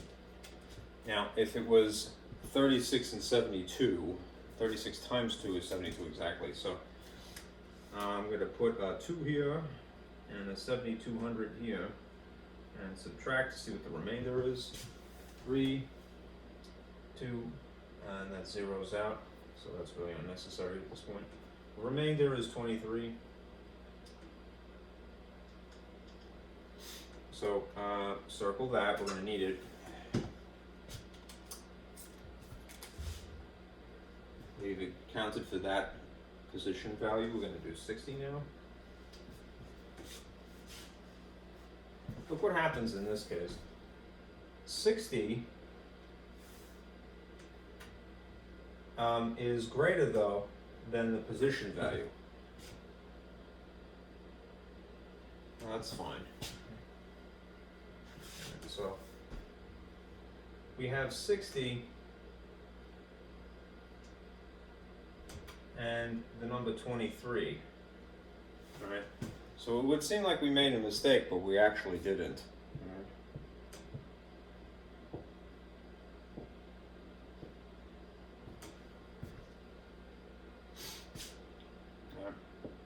Because this value of 23 is less than 60, we have to skip using that one, right? We can't use it, right? So let's do the arithmetic anyway. How many 60s can you fit into 23? All right, you can't, right? It would be 0, all right? So what's 0 times 60? 0. And then you have 23 as a remainder.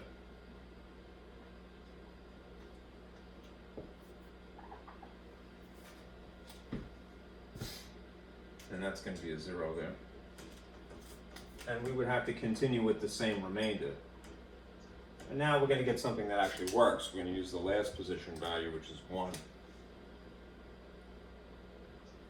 Alright, 1 goes into 2 exactly twice, terminates.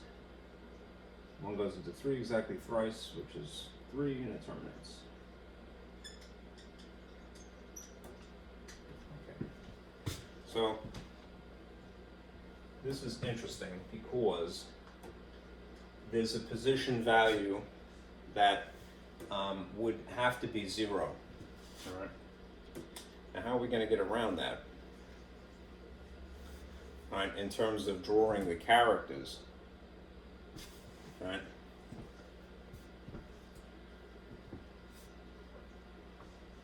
Well, in theory, if gaps represent groups, separate groups that are position values. Let's do the 2 because it's the obvious one first. Right. This one would just be 2 wedges. Right? They don't have a symbol for 0. So you would have to leave huge gap here, in theory. And then for 23, it's 20 plus 3 would probably be the easiest one. It would be boomerang, boomerang, wedge, wedge, wedge. All right. This is why the Babylonian system is not a perfect system, because a scribe, there's no standard for how wide the gap would be, all right? But that is representing that it's 0 times 60 in this position, and that it picks up over here as 2 times 3600 in this position here. And on that side, it would be 23 times 1. Right? So maybe a bad scribe would put these things a little too close. All right, and then you think that it's only 2 positions wide, when in reality it should be 3 positions wide. Yeah. So just be aware of it. All right.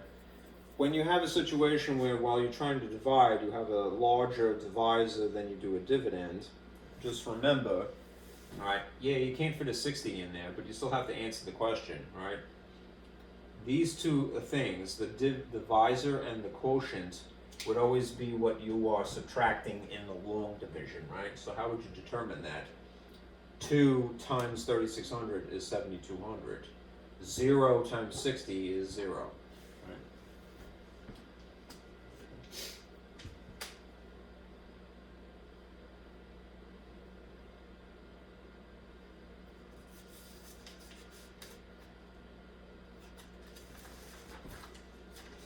Alright, let's get into Mayan.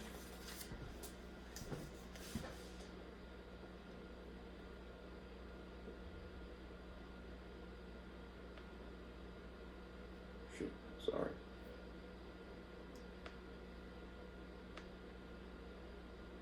And as soon as we're done with this, I gotta go shovel snow.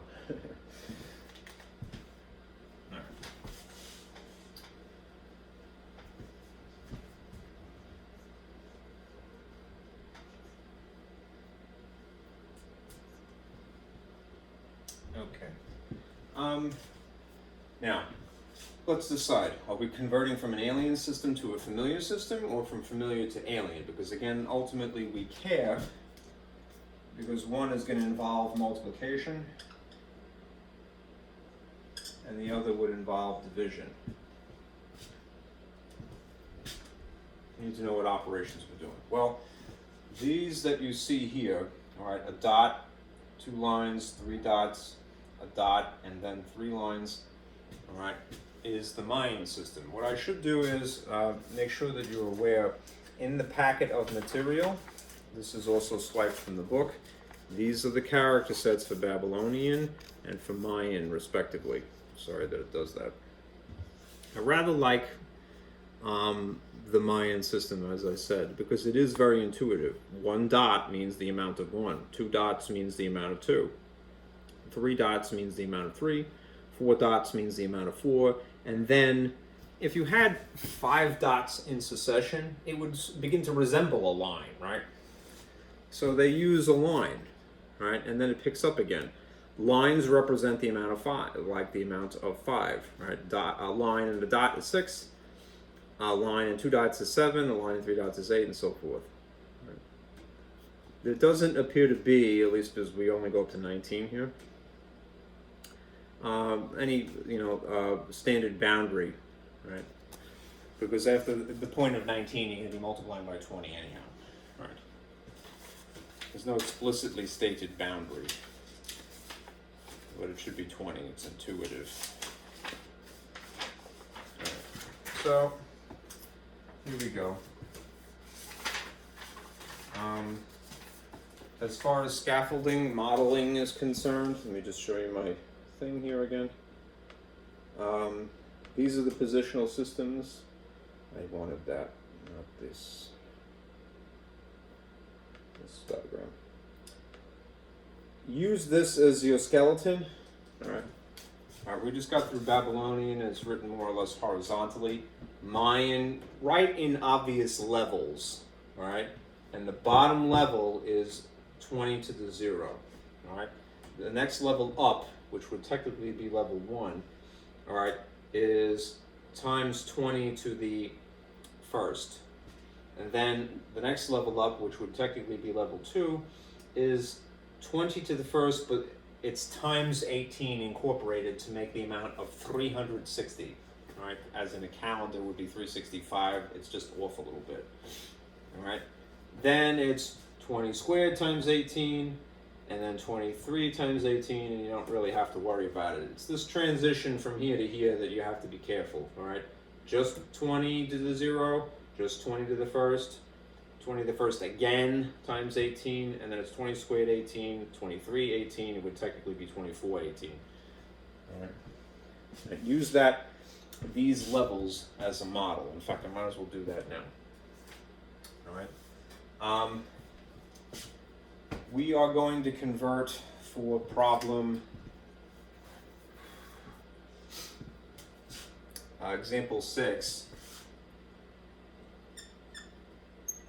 in the packet. What appears to be Mayan, we're going to convert to Hindu Arabic.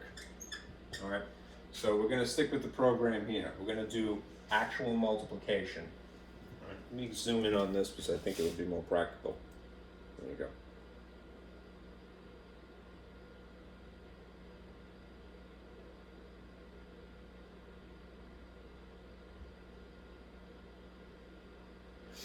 All right.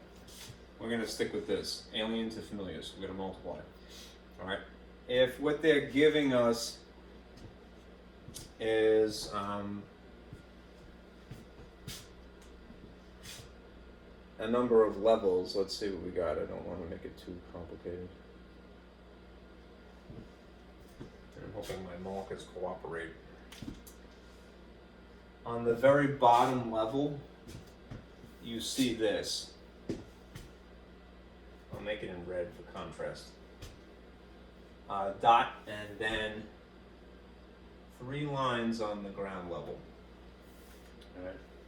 And then one level up from there, you see 3 dots in succession. And then for what appears to be a 3rd level here, you see a dot and then 2 lines. All right. This is what you're looking at. For example 6. All right. That means that we're going to figure out what the group value is first, and then multiply by the power of 20. Figure out what the group value is first, and then multiply by the power of 20. Figure out what the group value is here first, and then multiply by 20, and then also 18. So again, it's very intuitive. All right, a dot is 1, and a line is 5. And there is a special symbol for 0 where it is necessary. So I'm going to write the values here. 5, 10, 15 plus 1 would make this group value 16. All right. Next level is 1 plus 1 plus 1 is 3.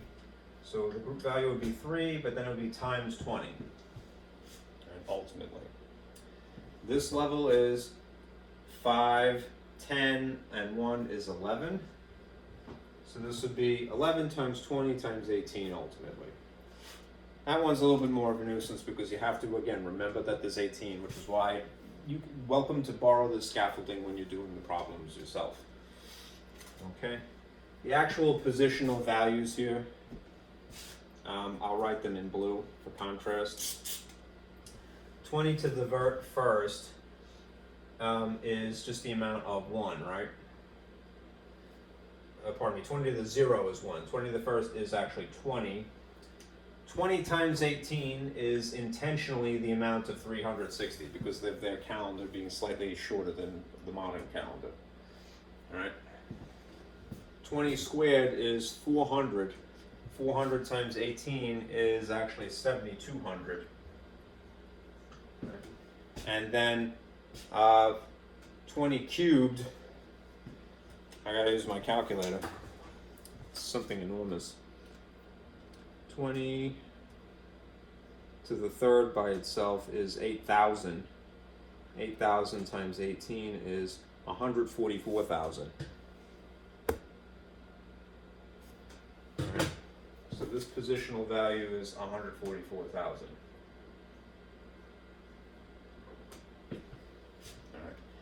We, because we only have a level here that starts always at the ground, we have 3 levels total, we don't need to go that far, but those are what the positional values would equate to ultimately. So, what is 16 times 1? It's 16. Maybe I should put it on the far side.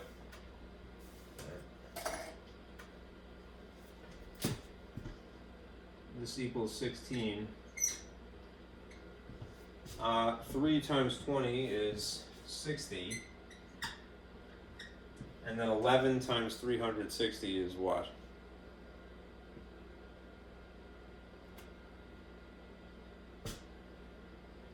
It should be 3,960. Let me verify. 11 times 360 is itself 3,960.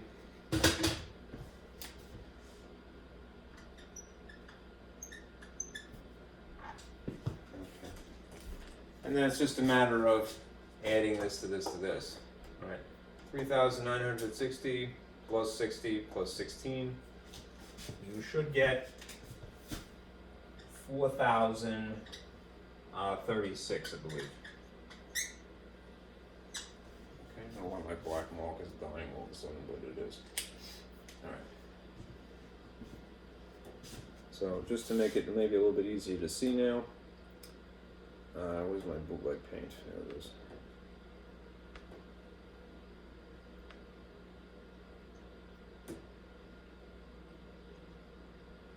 Alright, if this is what you were given, stacked, alright, may not be so obvious because it's a bit, unfamiliar.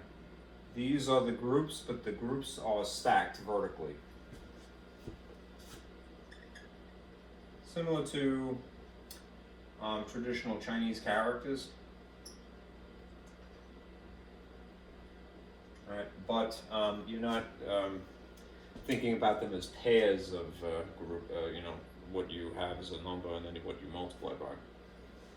Right, we have the system that is the Mayan system I've obscured purposely, which is this. Yeah. Ground level is times 1, ultimately. Second is times 20, times 360, 7,200, 144,000. Right, so be careful.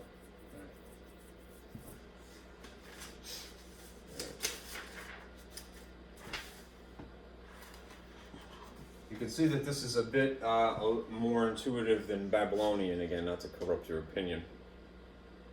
I like it a lot myself. Mayan.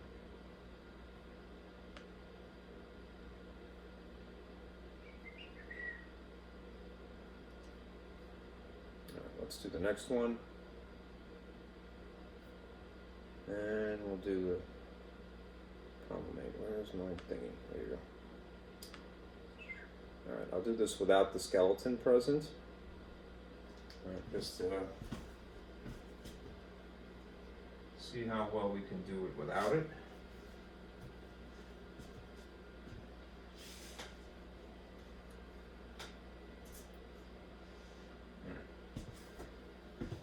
example 7, okay, is 1 group, 2 groups, 3 groups, 4 groups, stacked vertically. All right. So we're going to need 4 levels, which means that If I borrow this much, we need something here, here, here, and here. That is the translated Hindu Arabic numerals. Okay, so pretty intuitive, right? 1, 2, 3, 4 dots means that you're going to multiply ultimately times 4. That's the character for 0. so it's 0 times 20. In that position. 3 dots and then a line is 5 plus 3, which is 8. So this is 8 times 360. And then lastly, the top here is 2 dots, so it's 2 times 7,200. So we end up not needing 144,000, thankfully, right? 72 times 72 is what? That itself is 14,400 for that tier. 8 times 36, 48, carry the 4, 28. 2,880 looks like. 0 times 20 is just 0 on that tier. And then 4 times 1. So if these are columnated a little bit more anally than I have done it,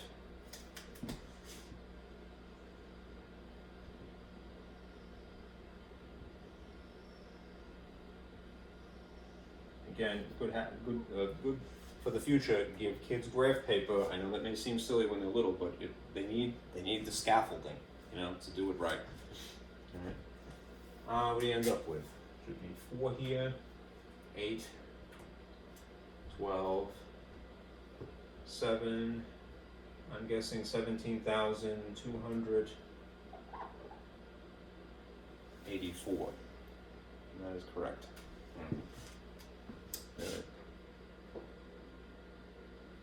Alright, last one, we're going to go the other way. So this is going to be a review again of the process. We're going to start with the familiar number, the familiar system, and then we're going to divide ultimately. We're going to need these position values, so I'm not going to erase them again.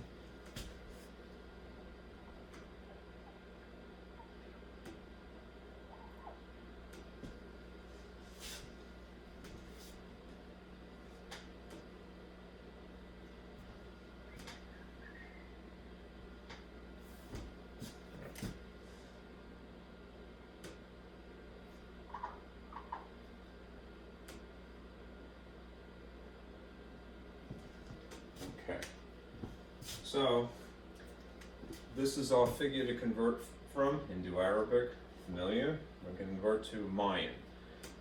4,025 has how many positions?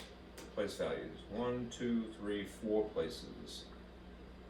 Alright, that means we're going to have 4 levels. Which means we're going to need that one, that one, that one, and that one. Alright, and thankfully not that one. Okay, now we should compare them, alright, nonetheless. 4,025 is significantly smaller than 144,000, so wouldn't need that anyway. Alright. 4,025 is less than 7,200.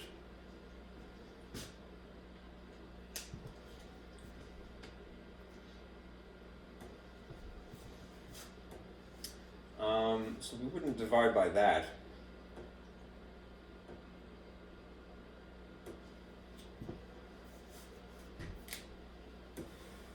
$4,025 is greater though than 360.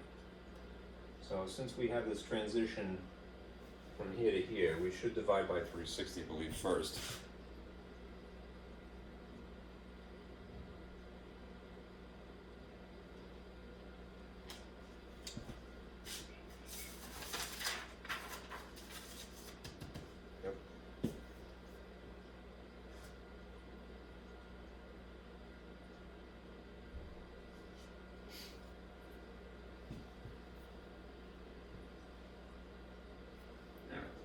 So we're going to divide this when it switches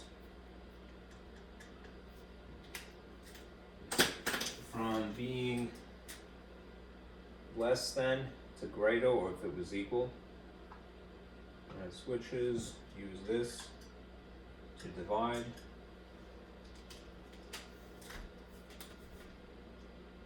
$360 we're going to divide into the original figure of 4,025. Okay. 3,600 does not fit in 440, but it will fit into 402. Approximately one time, and it will be 360. We're going to subtract then, which makes this is 2, and that's a 10, and that's a 3. For long division, you have to unfortunately do the long division to get the remainders. 10 minus 6 is 4. Drag down 5. Readdress the question: how many 360s can you fit into that? Again 1, which is 360 again. 5 remains. That's a 12. And that is a 7. Pardon me. A 6. 65. That's your remainder. Alright. So, need this. Save it.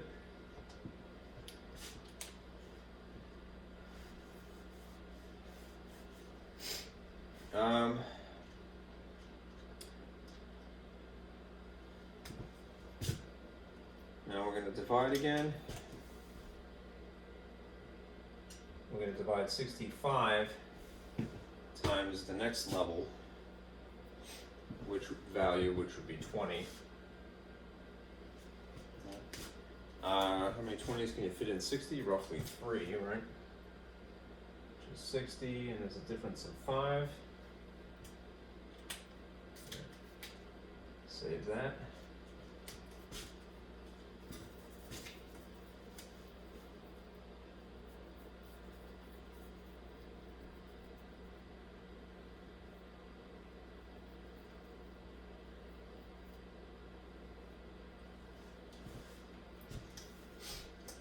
Let's see, that's a remainder again.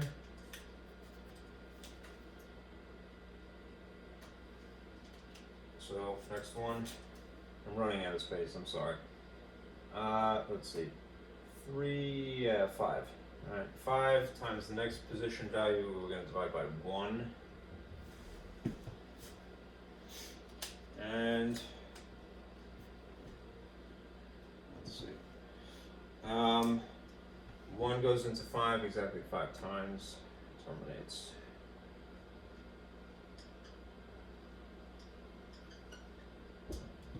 Okay, so these would be our 3 groups. All right.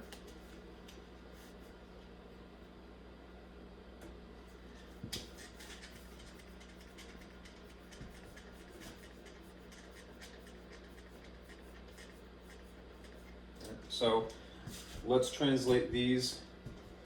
I need a little bit of space.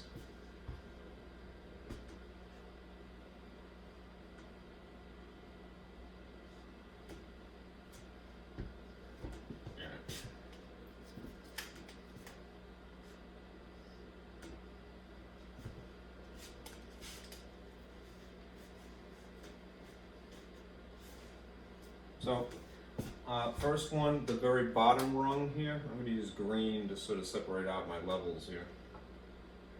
May or may not need that many, let me see. Alright, what is the amount of 5 would go here, I believe, and then 3 would be here, and then 11 would be here.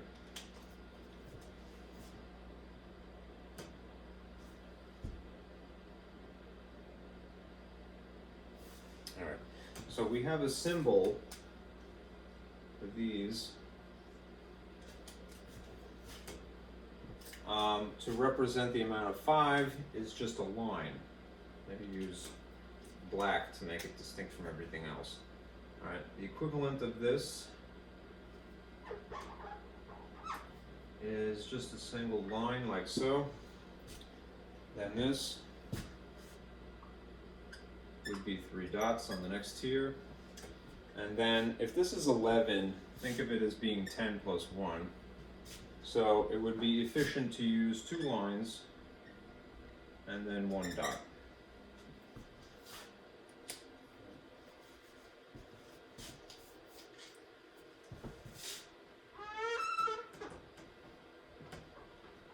And this would be the stack.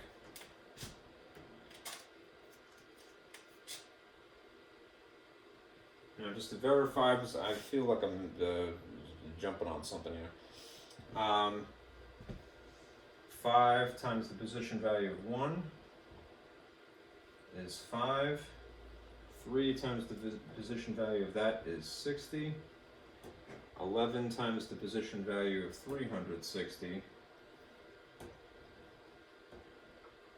is what?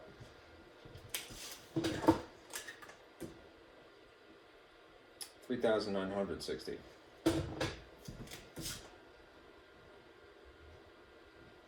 5, 2, 10, 4. Yep, it's correct. Just feels funny. All right.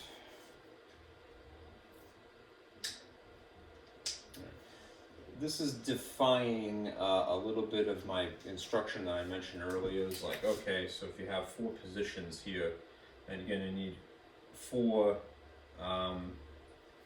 levels. We ended up only needing 3, as you can see. All right.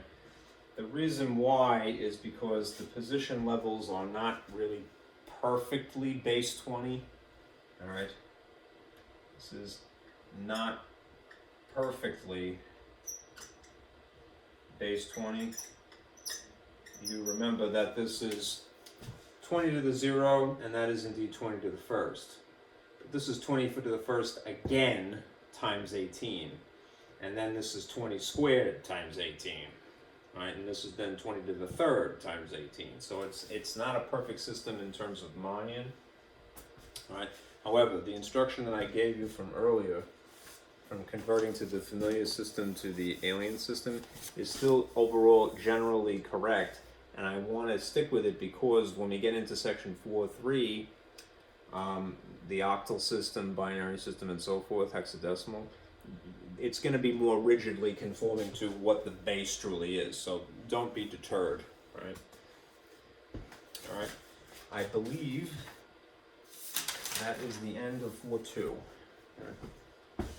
So let me get out of here and I'll just clean up a little bit and remind you of stuff.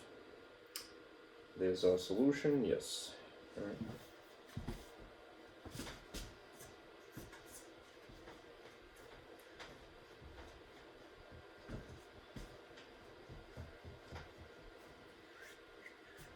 Do a lot of them enough and it will begin to make a lot more sense. So don't be deterred at all. Right? Everything is possible, just take the time. Okay? 11, 3, and 5. Okay, let me spare my poor projector bulb here because it's been on for 2 hours. And then I gotta get outside and shovel. Just to remind you, all right, for homework, do section 4.2 in MyLab, and if you do that, you're right where you're supposed to be. Okay? This lesson is for Tuesday. All right, I'll see you again on Thursday. Thank you for listening. Be careful out there, especially with the snow.